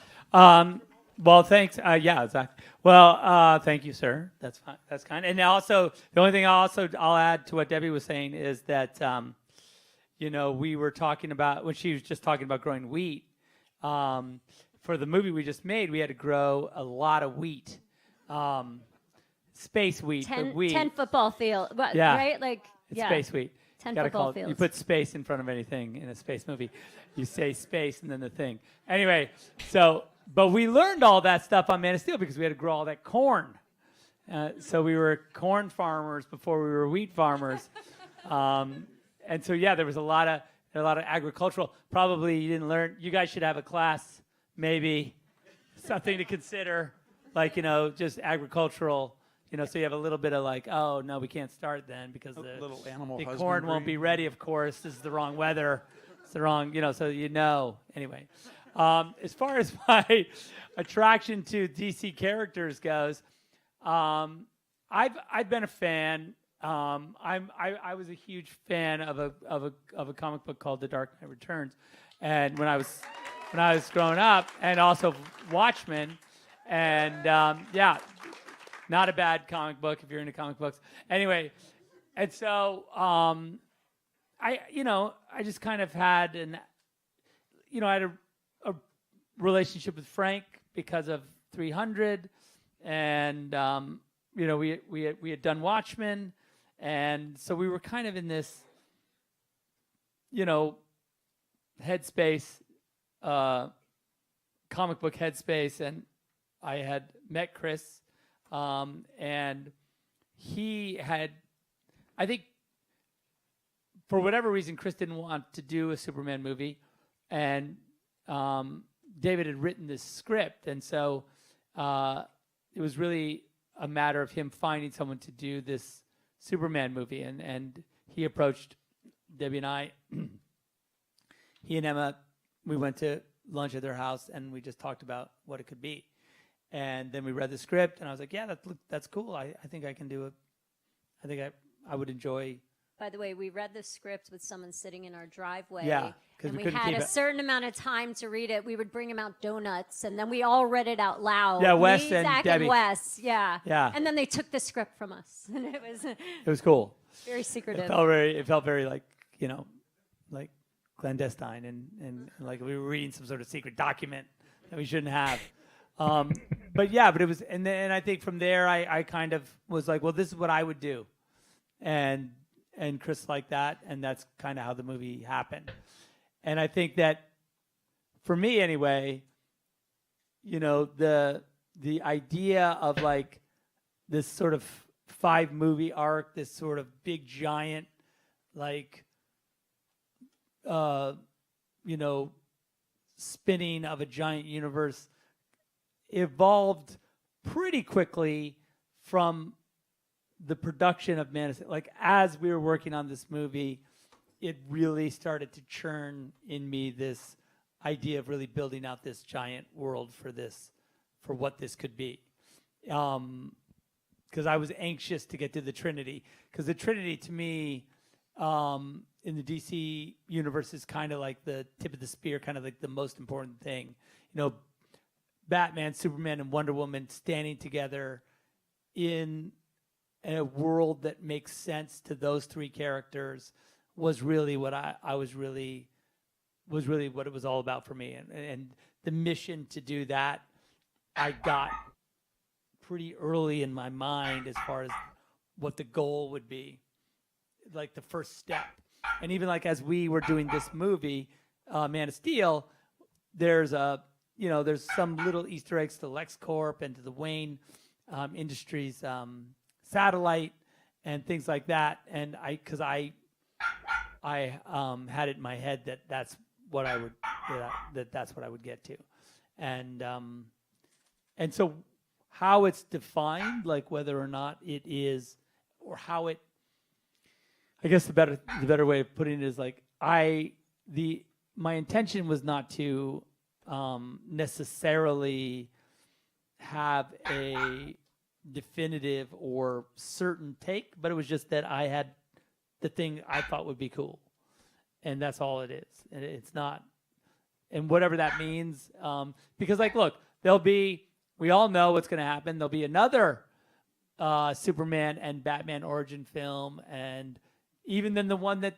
being talked about right now, there'll be one after that, and it is a cyclical thing. It's like some sort of Matrix universe where, like, you know, they all end up in the architect's house, and he tells them that, like, no, you're not the first one. You're like the 10,000th one. So whatever, you know. So that's cool, and I'm happy to be whatever the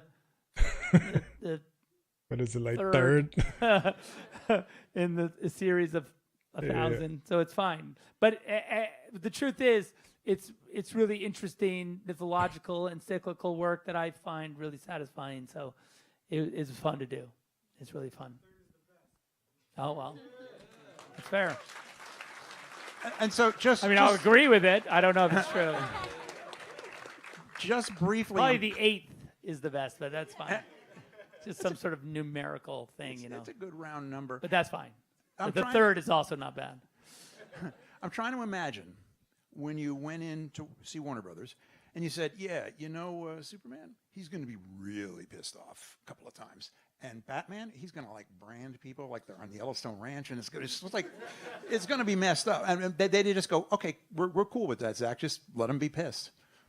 I mean, I think the whole thing, my whole take on Superman is that, like, obviously, you know, my intention is not that Superman is angry. It's more that he is troubled by Earth because Earth is problematic for him. And the whole idea of Superman in its sort of iconographic form is that Superman, we were talking about it just as we were watching the movie, that, you know, the potential is that he doesn't have any problems, right?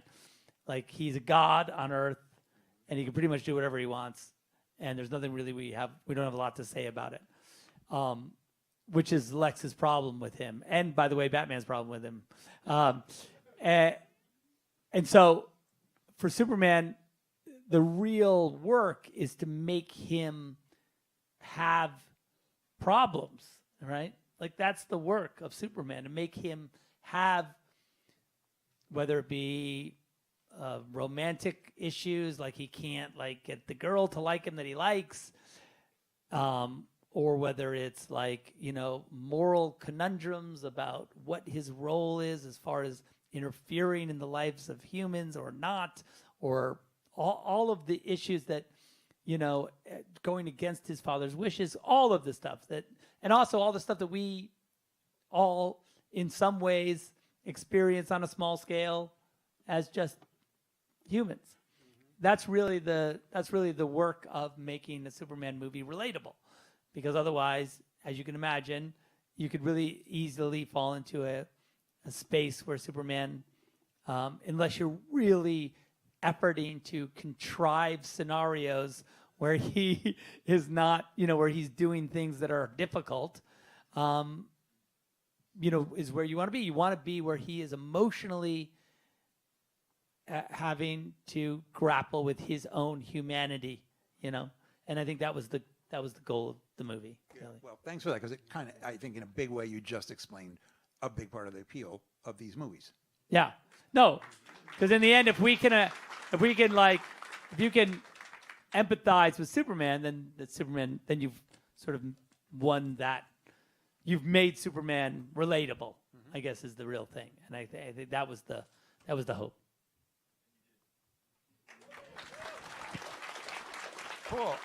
All right. Let us open this up for some questions from all of you all. I see one right over here. Lily, she's got the mic. We got somebody. So maybe stand up and we'll bring you a microphone so that they can hear you at home, as they say. Where will we? So you know what? We do. We have somebody with a microphone, but I don't know where she is. They have it and they left. She's cool. Actually at the pawn shop now I'll with walk the microphone. up. Yeah. You go, Rob.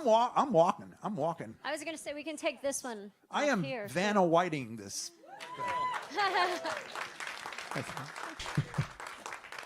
More of a Phil Donahue, I think, but that's fine. Hello. Whew, sorry, nervous. Wes. Thank you guys for. There he goes again, saving the day.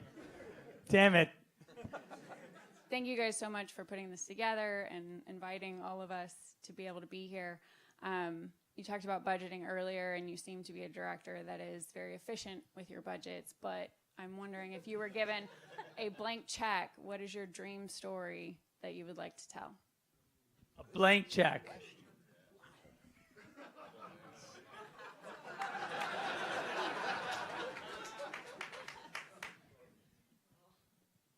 I don't know. That's a good one. That's a good. What's up? Left them stunned. Aha! That's funny. I guess that's right. I mean, honestly, probably.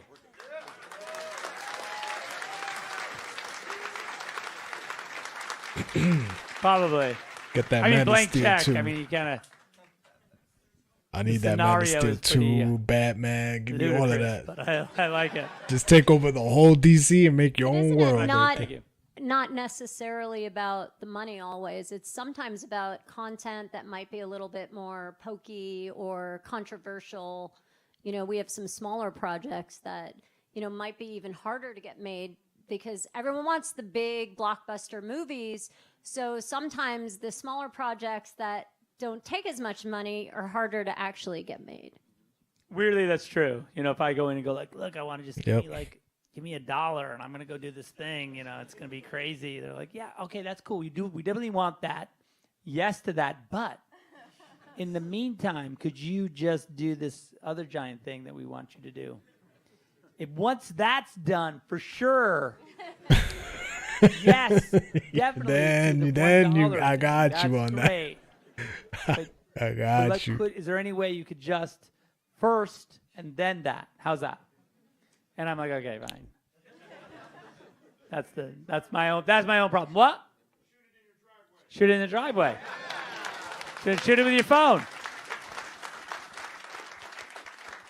Yeah, I have no problem with that, by the way. I have no problem with that.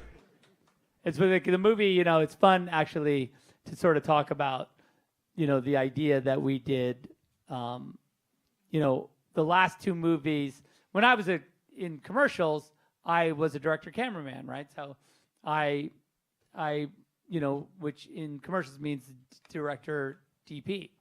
And so it's funny because, like, you know, we did Army and I was like, okay, that worked pretty good.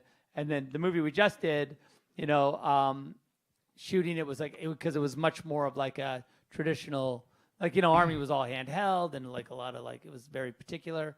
But this was like really classic, you know, like, you know, it's a sci-fi movie. So everything has to be designed, all the lights, everything.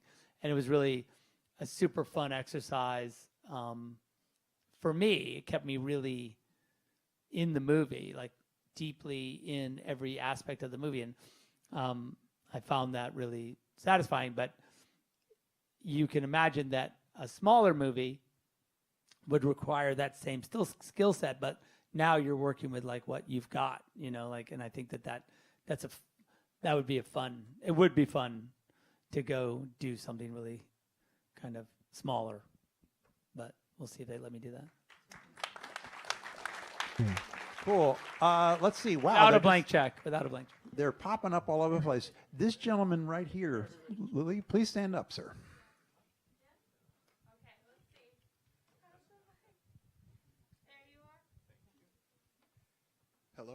Hello? Cool. Working? Okay, cool. Thank you. Great. Man of Steel is my favorite movie. I'm going to show you my tattoo. Woo! Saw it in theaters 10 years ago. Loved it. So my question is for Zach and Christina. How long did you know that Swanwick was going to be Martian Manhunter? And I know that the goal was to do Jon Stewart, but Carrie Ferris is, you know, Hal Jordan. So I was just wondering if you knew how that was going to work at all. Thanks. Okay.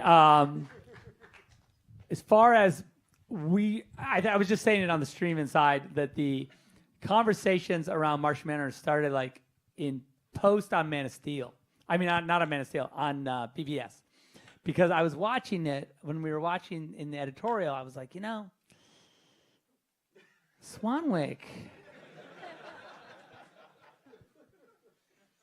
I don't know, but like, it's literally, we were talking about it earlier, like if you look at when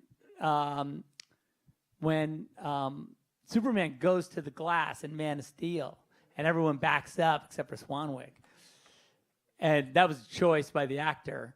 I was like, oh, that was cool. And I was trying to decide whether that was like wrong. But I liked it. And I was like, no, that's cool. That's good. Yeah, do that. And I think that really, in retrospect, inspired this whole possibility. And so, yeah, that's my take. And I don't know what you thought. Well, jumping off of that, I don't remember if it was like something that, it must have been something you posted on social media. But Harry and I have stayed friends over the years. So he texts me and he's like, "Have you seen this? Like, did you know?" Because it wasn't like a thing that was chatted about lightly on set. But it was cool, and I know Harry was so excited. It was so cool. Yeah. Harry was very happy about it. Yeah. And he's also awesome. He's literally the coolest guy in the world. So, yeah. Yeah, we should have had him out too. I think he's in New York, isn't he? Yeah, so. Although he might have flown out because he loves it. He would have. He's going to be jealous. Yeah.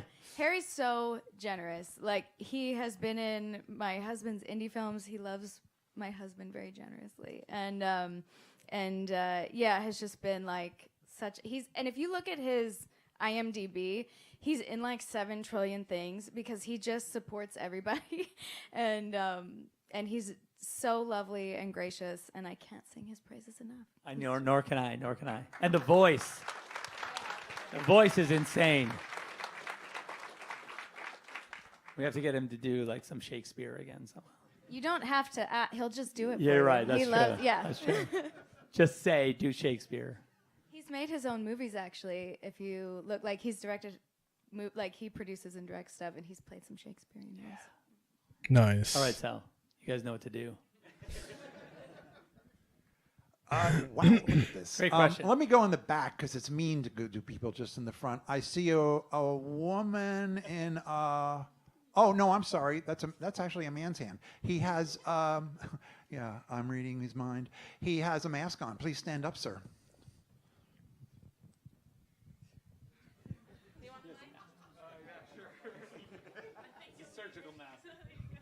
Hi, Zach. This is working, I guess. Yeah. So my question's for you. So Man of Steel and BVS were like the last time you released a movie in 3D, which was like over 7 years ago, or about 7 years ago at this point. So like, yeah, I forgot about 3D. Yes, go on. So with Avatar 2 kind of like reigniting like interest in that, I just wanted to ask you, like, well, firstly, like if you've seen it, like how do you like it, and secondly, like what your thoughts on the format are overall, and if you like have any plans to shoot any movies like natively in 3D in the future, or like do any conversions or something like that, Okay, that's cool. Cool 3D question. Avatar, awesome. Excuse me. Yeah, just loved it. That's cool. As far as 3D goes, do I have any plans to shoot anything in native 3D? No, I do not. I forgot about that format. I'll be 100% honest. It's cool to see it. I have no issue with it existing. I love it, but yeah, not my thing. I don't know if I'm doing any 3D, especially native 3D. And Netflix is kind of hard for your 3D. Although I don't know, like, can they do that? strap 2 TVs to your head. 2 TVs. Yeah. Actually, we were screening one of your films. Yeah, he said, on 3D or flat.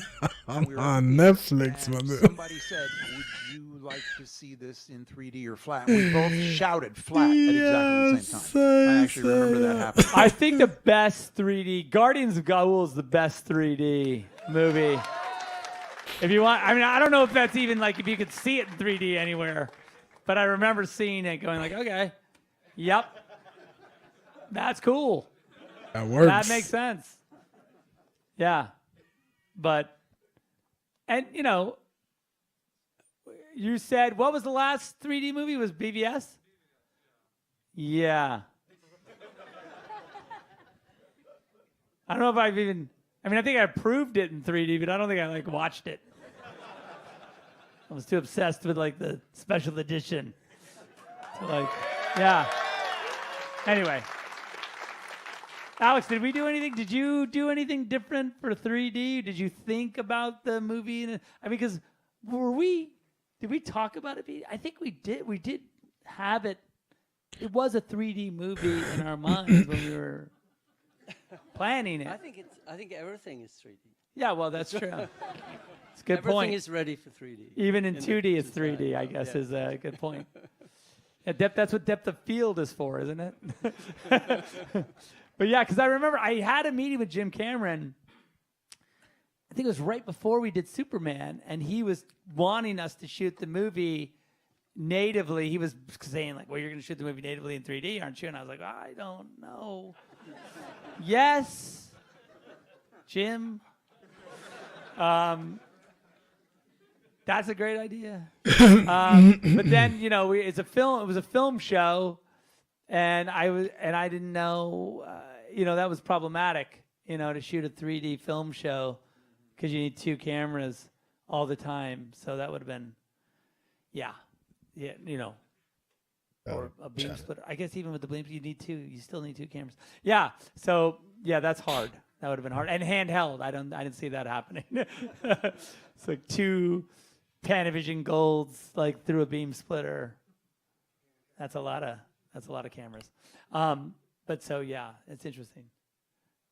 You know, all this talk about the future being the past now. Alex, are you going to be using AI in your workflow? Do you want to? Do you not want to? Are you using it? What are you doing with it? What do you think of it? All of that stuff. It's an interesting time, isn't it? I think it's a fantastic augmentation of what we do. I think the problem right now is people think it's going to replace what we do, and there's obviously everyone's very threatened by it. I think a script written by AI is not going to make a good movie. I think but you know, we're looking at a lot of art, obviously, and I teach at USC, and I teach world building and design, but I teach it to students who are not necessarily designers, and so for them it's an amazing medium.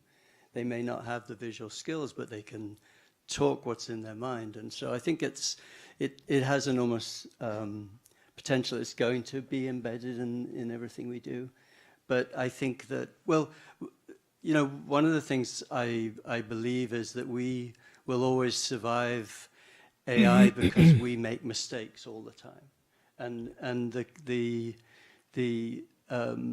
the intelligence is going to be seen as failure if it makes mistakes, in the sense of the intuitive and the deliberate and the you know, essentially we're stupid, and therefore we will survive any kind of AI attack for our human center. Yeah, the very thing that like we would say, like, oh, look at the personality of this piece would be the thing that the AI would say, like, God damn it, like I fucked up. Yeah, it's cool. Well, they'll never get AI to write a script because they can't teach it to procrastinate, oversleep, have 4 cats, feel sorry for itself. Yeah, it ain't happening. That's true. Right, so, questions. Boy, there are so many of them. I see a man here with his, yes, he's pointing at his head. So that must mean he's smart.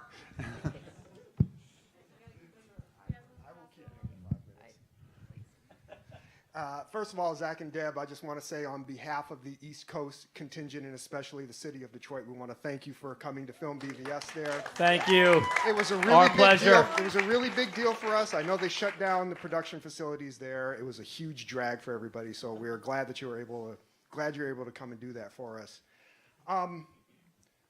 Philosophically, as storytellers, now this is for Zach and for Deborah, you're known as a very detail-oriented storyteller. Your plotting is very tight.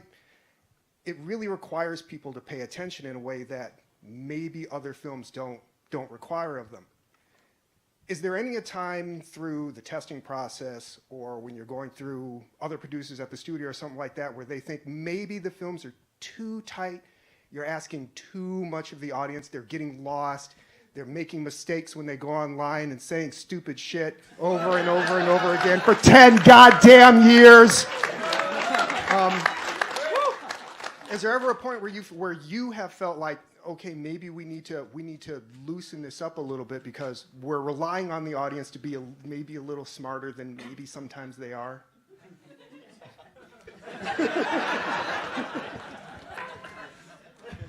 Go ahead. I mean, look, it's not even like that we think about it in that way.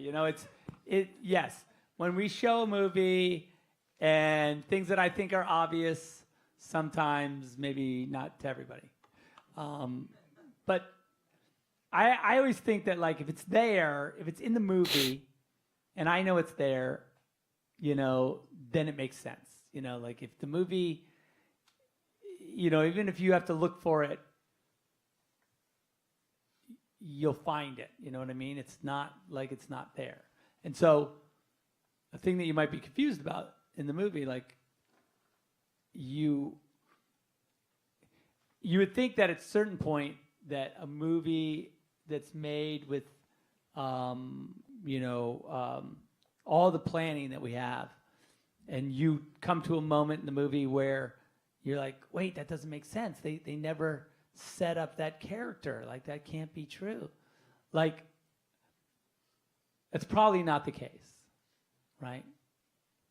It's probably not the case that the character is not set up correctly. Now, yes, there are times where for time or for editorial or for whatever reason, you do certain things, you make certain cuts, you make certain compromises, and the movie, mostly it can be, certainly certain storylines can be made smaller or made to feel like they don't matter or that they don't exist at all. That would affect, if you had seen the overall original concept, you'd have been like, oh, okay, that makes sense. So I think more than do we go like, oh, should we be more careful and make it a little broader or a little less complicated? More than that, it's just that we have the complicated thing to begin with, and we end up like, hacking a limb off of it in order for it to like fit in a box, and that's painful, but for a piece of mass entertainment, sometimes, you sacrifice, a detail for, viewability, I guess, is a way to sort of think about it. I don't know. Does that make sense, Debbie? Yeah, and I think to go back to process a little bit, many of you know that Zach draws the entire film, and it's a process that I hate, actually, because we're prepping all day and working, and then he draws, and all weekend he's drawing, and it's like, I don't even mind when he's writing, because he writes the script, it's so many pages, but the actual... I procrastinate. Yeah, all of that. Yeah. But the frames take so long to draw because he's really making it in his head, and he's thinking about it.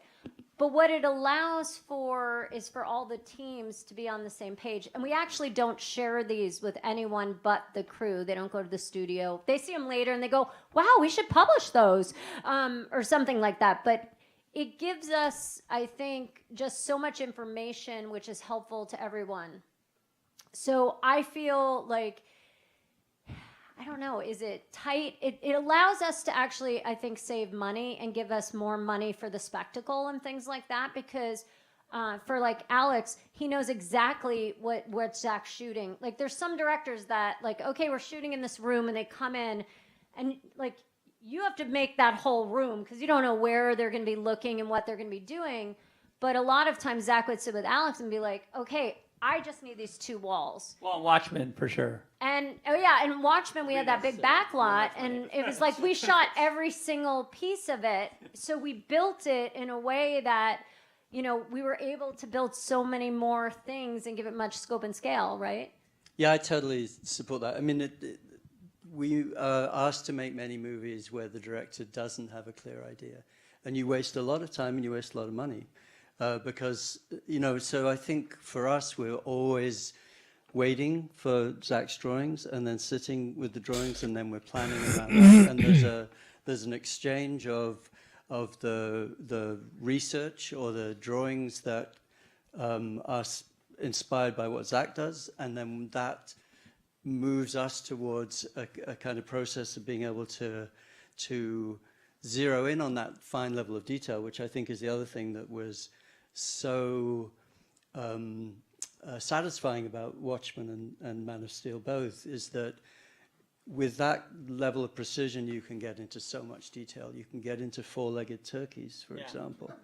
You know, if you spot the it's cool four-legged because turkey. like that, I mean, that was the thing about, you know, what the experience on Watchmen for me was that, you know, the guys would just, Alex would just take the drawings and like amplify it on such an awesome level that like it would be, you know, you always hope that that you do a drawing and you're like, okay, well, it'd be cool if it's kind of like this, you know, I think. And then I'd come in and be like, wow, that's better than what I thought. You know, it was a cool, you know, because it was such a great, Alex did such a great job of taking the comic book on this hand and my drawings on that hand, and having then sort of the satirical reality of what we perceived as the 20th century, basically, and like sort of found this great, you know, sort of meeting of those 3 things. You know, even just like in the talk shows, you know, we had a few talk shows in the movie. I was always like really in love with the talk show sets and or news sets, because they were like that perfect weirdo reality that reminded you of the talk show, but it wasn't the talk show exactly that you knew, but it was like this beautiful extract. It was like someone had squeezed or like made concentrate out of a pop culture event, and then it existed in a, you know, like there it was, but it was like not, it wasn't anything you could say that's that, but it was all of the things at the same time, but and not a cliche. It was just this really cool alchemy of, and in a lot of ways the comic book is that, you know, even from moment to moment, you know, like one of my favorite things, and it's not really in the comic book, was in the title sequence of that Studio 54 shot with Ozymandias and, you know, Mick Jagger and Ziggy Stardust, and like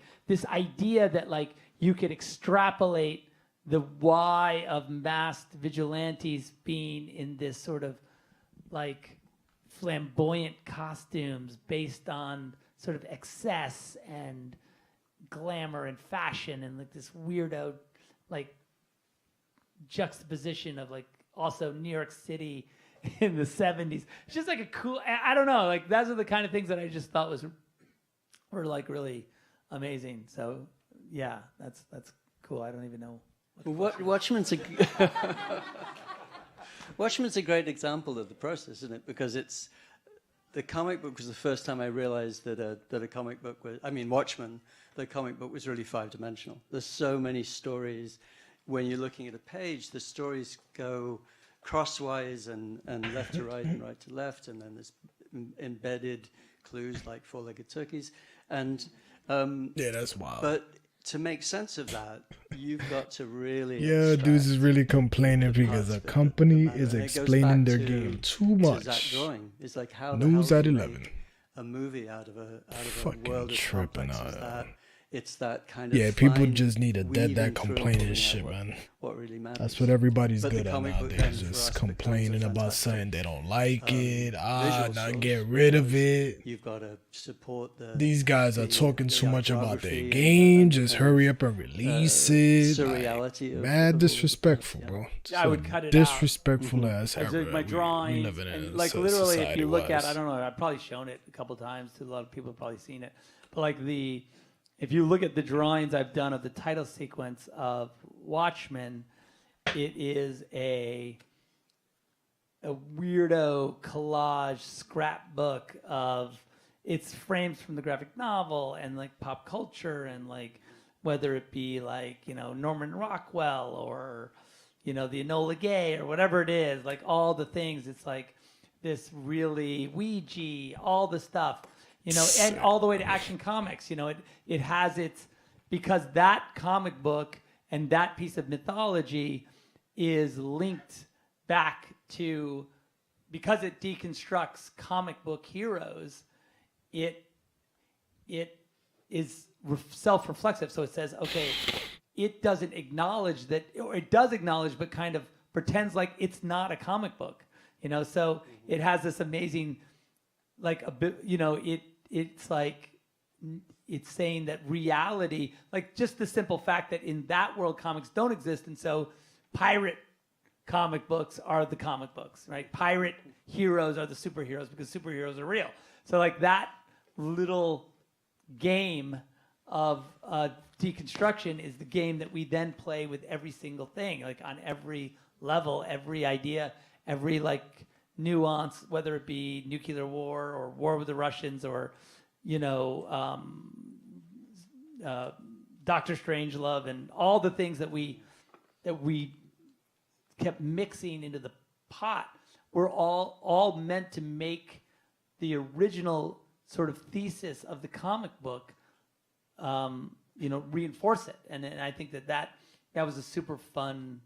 For that reason, it was amazingly satisfying and fun to do that, because it was like every day we'd show up and it'd be another crazy thing, like it's a crazy Nixon, like doing his crazy, whatever, just fun. It's just like it was a good time. That was good. Wow. This is, I'm sorry, I'm going to jump in because I've got a question from the online group, and it's perfect because we're looking at the other half of the movie.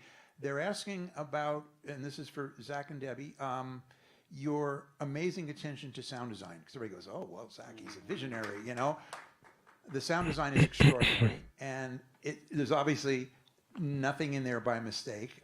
It's consistent through the films. And so tell us a little bit about how your process for putting these soundscapes together. We work with this amazing sound designer, Scott Hecker, who has worked on every single movie since Dawn. Yep. And we start really early in the process with Scott, and we will say, hey, like the world engines. Yeah, were he like was a working. We huge had the thing. world engine sounds while we were shooting. We were like, what does this sound like? Or whether it's, when we did the zombies in Army of the Dead, we wanted them to sound different. What do they look like? What do they sound like? And here's what they look like. And, I think that dialogue, you wouldn't think it would start that early, but it starts with showing him some of the art, sometimes some of the footage. So then when we're in the edit room, because, that you have 12 weeks after you're done shooting, 2 weeks for the editor and then 10 weeks for Zach to present that director's cut. And you're working and working. So if you just start then, the same thing with music, like whether it be Hans or Junkie, they start really early on, getting into character and presenting suites of music that, they haven't even seen pictures. Sometimes it's when we're prepping and they're just working on it from the script and discussions. A lot of times Zach will create these mixtapes that he listens to when he's drawing. And like for Watchmen, we Well, actually they're not had on a lot of tape them. anymore. They're... Oh, that is true. Sorry, but Although I should go back to that. That'd be cool. I just saw that. I think on where did I see that? Like, was it on? Was it on like? I think it's on. Was it on Instagram today, or like it was on Uncrate? I don't know. Like they had this like cassette player and it was like a new one. It was like an update. I was like, oh, that's cool. I'm gonna buy that, so I can make some mixtapes. Okay, playlist. I like playlist. mixtapes. Don't get me. I can So write. I think it just starts really early, and I think that it's about story and it's about character and the sounds. Whether it's the sound of a particular space, we're working on space weapons right now. We've been working on those for a long time to figure out the perfect sound for those things, or the sound of the ships or whatever. Like it's I think that just spending as much time developing the soundscapes than we do with the visual language is why, Zach also loves sound. So we always have a lot of it in the film. Yeah, I do. I do love sound. I always say Scott and I's favorite thing to say is I'd be like, I go, well, like any noise that is like a door closing or like I go like, you should get like a safe door and record it. Like like that should be the sound. He's like, well, it's like a cabinet. It doesn't really make sense. That the guy would, I'm like, well, still should be a safe door. Like everything should be safe. Bigger safe door. Like a smaller, like a range of safe doors, but like a really huge one for, anything that's kind of bigger than than that. But yeah, no, Scott loves that because he's always like, yeah, let's do it. Yeah, he's like, sound is a weapon. That's what he always says. Because we'll be in the mix and I'll be like, oh, my ears are bleeding. And he'll say, then he's like, sound is a weapon. Be careful. Keep the dog. Like we were mixing the other day and there was like a dog there. The dog has to leave the mix stage or we have to put little headphones on it because it's too loud for the little dog. But it's true. Well, you certainly got to hear it tonight, in this theater. Yeah. Yeah, wow. That's Dolby Atmos. Thank you very much. There's 90 speakers in here. And That's when good. you have a good movie where people know what they're doing, it kind of kicks ass. Yeah. I'm just saying. So it's pretty cool. So I think we have someone up in the front here. Here comes Lily. She's Vanna White. Should I stand or is that redundant? Sure, stand up. Hear you. Yeah. Yeah, face that way. No, I'm just kidding. You don't have to. Okay. So I would really love to get an insight into your world building for Krypton, because even though it's not got a lot of presence as far as runtime goes, it's incredibly dense with socio-political commentary. It's like a really heavy allegory for the military-industrial complex and the climate crisis. You have these they're very clearly representative of like Western leaders who do nothing about the climate crisis that we're all having to deal with right now. And there's a polar bear, which why is there a polar bear in the movie if you're not talking about the climate crisis? We do have the polar bear. But yeah, it's just We got him from IMAX, by the way, which is cool. It's a highly militaristic society that they have an affinity for eugenics and they're bragging about not having a moral compass. So it's really densely packed, even though there's not a lot there as far as, like I said, runtime goes. So yeah, any insight you can offer into that, because I find it really fascinating. I mean, the only thing there's a lot. I mean, yes, thank you. Great question. And there's a lot to unpack with that. We could do probably an hour of that. But I'll let Alex talk about the design because he did touch on it, but I think there's more there. I guess for me, it was yes, it's a small part of the movie. Well, small, what is it, 20 minutes or something like that, or maybe less. And we knew but you have to sort of do the work of making a credible world for Superman to come from. And so I think that work of, and also, honor canon, kind of understand, even just on a sort of purely comic book level, you have that to do. That's the first layer. Then Goyer's script had a lot of that stuff in it, and we talked a lot about, whether it be the climate crisis or whether it be denial of how these events are going to flesh out, and sort of this, and then also of course Zod and Zod's take, this sort of coup. And also I think the thing about Zod that's really interesting is his you could argue whether or not he's right. You know, like that's what makes him interesting, right? Because like from his point of view, you know, he's not. He also like thinks they're crazy, right? That the politicians don't get it. So it's like, but is his method the correct method? You know, like, so like all of those layers, I think, were informative in that in discussions we would say like, how do you then visualize like a world like that and also make it beautiful, right? Because in a weird way, it still has to be like compelling and beautiful, like no matter what, like even if, you know, Jor-El's house looks like a giant penis. But there's a reason, you know, there's a why to it. And I think I was like I thought that was awesome, by the way. And I think that the Citadel is very like very strong and very, well, they were trying to, you know what they're trying to do in there. So it's very interesting. It's very cool. But anyway, I guess my point is that, you know, that goes back to what we were just talking about, I think, as far as, you know, you have story, you have intent, and then Alex has a really hard job because he has to, like, none of that stuff exists, right? Like, you know, Krypton is a mythological place and it doesn't exist even as it does in the movie. So, like, even if you were going to go look at historical Krypton as it is in the comic books or in movies, we weren't going to do that. Like, we were going to be like, no, okay, can we learn from it? Yes. Can it inform? Yes. But I think in the end, because our story is so particular, the design has to service that story.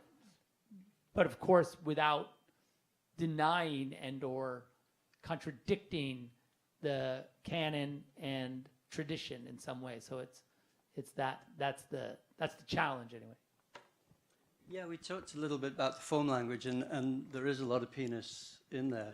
Thank God. There's a lot of vaginas in the scout ship, which is also great. Absolutely. So it's. But I think what you're not hard to see. I think. Gender equality. It's not a That's surprise. What, you know, we're always represent. You got to represent. But you're asking about the mythology, and I think that's where. Yo, what is going on? What kind of discussion they having? To build 100,000 years of deep history, and to be able to follow the destruction or the self-destruction and why that happens, and why the glyphs that they're wearing, you know, the S is not an S, or the glyph on Zod's whoa, chest your mic, is buddy. tied back into the idea of these clans that essentially drill down into their own culture so much that they eliminate science, and so we've got this incredible world to start with, but then we have to sort of invent from the ground up, and the through line and the holistic kind of consistency of the world in design is crucial, and the level of detail that you put into it may not be on the surface, but it informs the surface. So I think the example that was incredibly satisfying, I've never done since, never been asked to do before, was when Zach wanted a language, where to begin with, I think you wanted a language that they could speak. Yeah, my original concept was that on Krypton, it was all going to be subtitled and. Wait, I thought he was gonna bring in one of the Trinity today. Like I thought it was gonna be like one of the main. Like they were like you wouldn't. The lead actors. And then my original idea was like no subtitles. Like Henry Cavill like, today, you know, Ben Affleck it's tomorrow. Like Passion of the Christ. It's like Aramaic or something. Gal like Gadot you just on have to Sunday. kind of I don't know. understand. Like you have to Unless sort they of all figure come it out out. from the content. That was yes, exactly. That was how like crazy it was at the beginning. And then it was like you're insane. Yeah, I think I said, "Are you kidding me?" Yeah. I was like, but like, isn't that cooler? Like, I don't know. But it actually wove through all of Krypton in the end because you asked that question.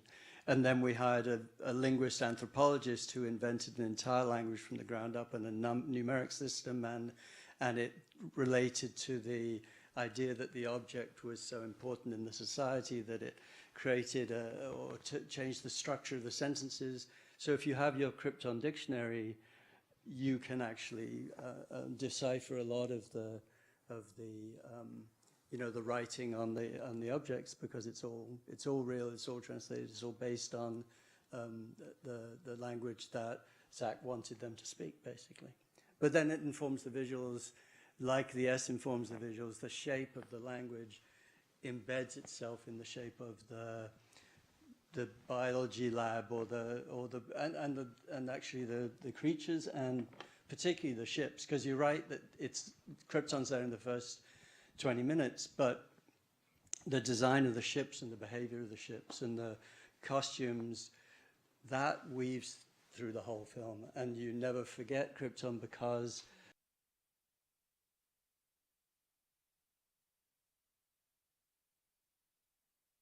Uh-oh. What happened? the core.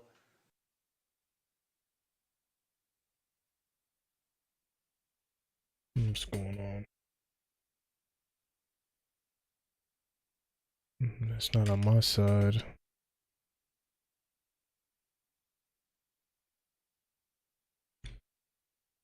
Let me see. Let me reload it. Come on, man.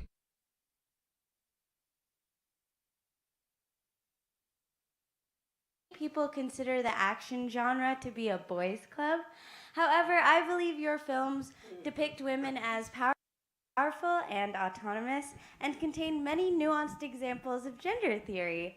Can you speak on the intentionality in which you portray the women in your films, specifically in Man of Steel? It's a great question. I love it. It's the best question on the panel. You want me to go? Or you can go.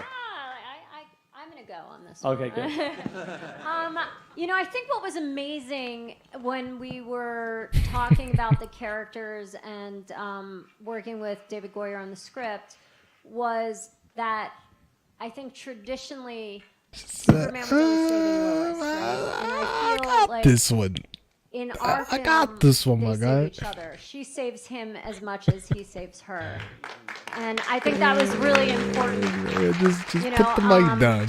You've and I been do talking think, all night. like, Just let all give of me your our shit. films have really strong female characters. I think Zach is definitely not threatened by strong women in his life, and we try and He's surround taking a few ourselves, you know, swings. we always talk about what's in the script. She swung We at him talk a few about times, and character. A you lot of could hear times it. we talk Hear it in about her voice. female directors. She done threw a couple of but books it's at just as him. important for all the technical positions, because there are like Her Louboutins. 500 people on these He's big caught a movies, few in the you know, back of the sometimes head. 1,000 on a day if you're counting construction. And shit, I was always Come on, man. Come on. You gotta be kidding me. Let me see. I don't know if it's the quality. That's whack, man. That was a great question, and I wanted to hear that. Damn, man. Let me put it back on. we've been working with, you know, in just very big, and as heads of departments. And we've also, you know, one of the things that's been super important to me was to bring young women, not necessarily women who are in film school, because everyone's in film school are already there. They know what at least film is all about. But high schools, and we've worked with programs with lower income students to bring them, and particularly women on set, so they can see all the different roles that there are. So, you know, it is very important to have these characters on screen, but to me, it's also equally important to have the crew be represented too. Really good point. All right, you're cool. on the spot, sir. You get the last question. No, we need a mic so that the people at home can hear. Oh, okay. All right. So I spend a bit thinking about this. Zach, love your work, always have. Talk about your cinematography, because I feel like you, more so than many other comic directors, have a style where you almost like the framing always looks like it's a comic book panel. Like Justice League, almost that whole movie looks like a walking comic book. Just tell me I know you draw, but tell me like some of your thought process, what goes into your cinematography. Thank you. Thank you. That's good. Appreciate that. Yeah, I guess it does start with the drawings, and as far as for me anyway, like as far as how I'm sort of visual. I know that it's a tool for everyone, but it also for me, like the drawing is the first time I make the movie, the first time I sort of like sort of compositionally and from a story standpoint and like as a piece, I do like as best I can. I like each frame to have a little bit of a beginning, middle, and end as best I can. And I think that's probably why it has an illustrative quality, because like an illustration, which is whether it be a comic book drawing or painting or whatever, it really relies on that one frame to tell its entire story. It has to convey, it has to have a beginning, middle, and end. It has to have depth. It has to have be emotional, be world building. It has to be everything in a single moment. It doesn't really have the opportunity to say like, oh, don't wait for the next painting, for you to figure out what's happening in this one. Like that's not really how classically sort of less linear art forms, like whether it be a sculpture or a photograph or a painting, sort of exist. They exist sort of in a singular moment.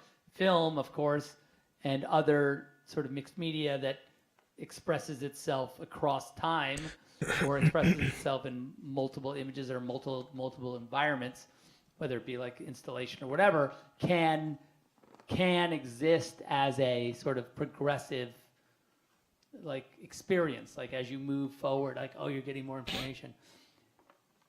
But like when you make an image for a film, if you can do it if you can sort of treat each shot, even though you are in this sort of, movement, you can, I think you can, even though I'm not successful in every frame, I don't think the attempt is there by me to make it feel as if this frame has a beginning, middle, and end. It could exist on its own. It doesn't necessarily need the image before it or after it for itself. Now, that doesn't mean like as the giant puzzle that is the movie, it is a single piece and it needs the other pieces to tell the greater story. But for itself, just like we don't know how our story affects like the whole of humanity, our singular self, but we are complete as ourselves. And so, but we are part of this big tapestry. So I think that's a way of thinking about it. Like when you go to make a shot, and now I don't mean to be like instructive, but like if you're a filmmaker and you're going to make a shot, if that is even in the smallest way in your consciousness, that like, wow, what about this shot? Because the truth is, if you don't know anything about the way a movie set works, it's like, okay, we got to get the shot of them coming in the door and sitting down and taking the pencil out and starting to write the thing. So you're like, okay, cool. Like, okay, like I guess the door's over there. So, in order to see them come through it, we're going to point the camera at the door. You're not like, it's interesting because the 2/3, if I put the framing, like, that'd be great if you did that every time. And trust me, I endeavor to, but a lot of times they're like, look, we got 5 minutes before like we got to leave. Like, if you don't get the shot of the kid now, the kid's going to go off the clock. And that's it. You don't get to film the kid anymore. So you're like, okay, all right, just like how about like this? Like we'll see if we can capture them on film in some way, like walking across the room. So there are those moments as well. It's just like the reality of just madness that is motion picture photography. But if at all possible, to endeavor to make a frame that you find aesthetically compelling. I think that's really where it, and also I would say to any filmmakers out there, and whether it's a movie or a painting or a photograph, whatever you're doing, you are also the prism of the thing. Like the AI doesn't have the ability, like as a viewer, I want this prism between me and the reality that the filmmaker puts on. Like, so you have your experience, you walk around the world, you see things, you feel things, and then when you make a movie, it goes through you and onto the screen. And I, as a human being, want that. I want your touch, your personality, your way of seeing on screen, so I can have an empathetic human experience by what you put on screen. And I think that is the way I kind of try anyway, to think about the way I photograph things, because, I had a teacher here at Art Center, this guy named Paul Jasmine, amazing photographer, and he said, it doesn't matter, like the camera, none of it matters, like the quality of the camera, all that matters is is your point of view. That's it. That's all you have as a filmmaker and as an artist, is the way you see. Like, no one can know the way you see, and the only way to get into your head and to see how you see is for you to make something that allows me to sort of experience that in some small way. So like, that's the job of you filmmakers, is to like let me see through your eyes. So that's what I try and do. So that's what I hope you guys do.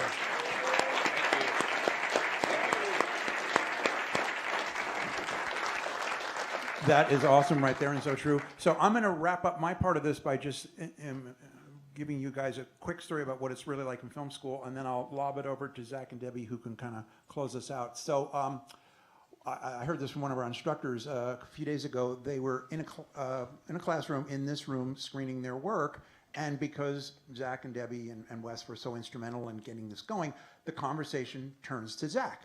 And everyone's, kind of talking about his films and what have you. And then one of the students, sort of apropos of nothing, says, most film directors are so ugly, but Zach is handsome.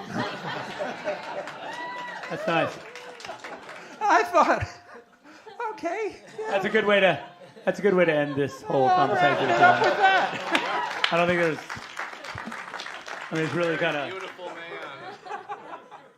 On the inside, Debbie, too. Debbie agrees, I hope. I think So he's hot. that's it? That's it?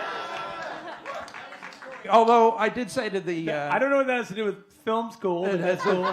It's because... I'm not contradicting the analysis. I feel like that's I'd correct. take it. I would take it. But then I asked the instructor, I said, the student does know that you're a film director, right? And he goes, yeah, he knows. Tough room. That's cool. Well, all I'll say is that I don't think that's a requirement of motion picture. And I think there's a lot of handsome movie directors out there. And I think it's kind of a rude thing to say. I feel like that's not cool. It was really harsh. Some of my good friends are very handsome men and women. Yeah, so. Not as good looking as you. That's kind. That's kind. It's a biased crowd, though, so I'm not gonna take it to the bank 100%. So that's cool. All right. Is there anything else you'd like to add? Debbie, good kisser. I don't know. think I want to say that there are still T-shirts and posters, and That's true. These amazing sculptures that Zach signed from Weta out there for a silent auction. And if you're online and you want to donate, but just being here to be able to talk about the film is really fun, and to talk about filmmaking, and also just, for a really important cause. And thank you again for coming, and we still have 2 days left, so. Yay! Thank you, everyone. I don't know what we're going to talk about tomorrow. We'll come up with something. Hopefully Thanks, it's something everyone. controversial. Thanks for coming. Okay, thanks, guys. Thank We appreciate it. Wait. Before you awkward- guys all get up, hold awkward on. ending. We got a couple more things to do. Nice. He's getting Zach's signature. That's cool. Ah, they cut it down. They shut it down. Oh man, that was yeah, that part was decent. The Q&A part was cool. I didn't that part with the watch party thing, that was no bueno. No bueno for me. Was not digging that shit. But yeah, that was a good stream. Apologize whoever was watching. My stream got cut off because I guess I was watching some of those Flash big name trailers, and yeah, I probably shouldn't have done that. They suspended the stream, so I had to restart it, and you know, fortunately that one kept going. But yeah, you guys saw it. That was a little Q&A session from the Man of Steel watch party day for today, and then tomorrow they're gonna do the BVS Ultimate Edition followed by the Q&A. What I'm gonna do is I'm gonna go live at the end. I'm gonna go live towards the end of the BVS, so we could catch that part, catch that Q&A, and the same for Sunday. If I have time to do it, I'll live stream the Justice League one as well. That one might be much later because that's like a 4-hour movie. I don't know what time they're gonna set it up, what time all of that is gonna end, so we'll see what's up. But for now, thank you guys for checking that little stream. Appreciate it. I see a couple of people is hopping in and out, so thank you very much. Appreciate you guys, man. And yeah, tune in tomorrow. I'll have that BVS Q&A going. See what questions they got for him. Hopefully there's some better ones. But they had some good ones. I didn't get to hear the one about the females, how putting females in the movie. Definitely wanted to hear that one, but it got kind of frozen, so yeah, I gotta see if I could rewatch that somewhere. But for now, I appreciate you guys tuning in. I'm out of here. You guys have a blessed night. Be safe out there. Stay positive, and I will see you guys mañana. Peace.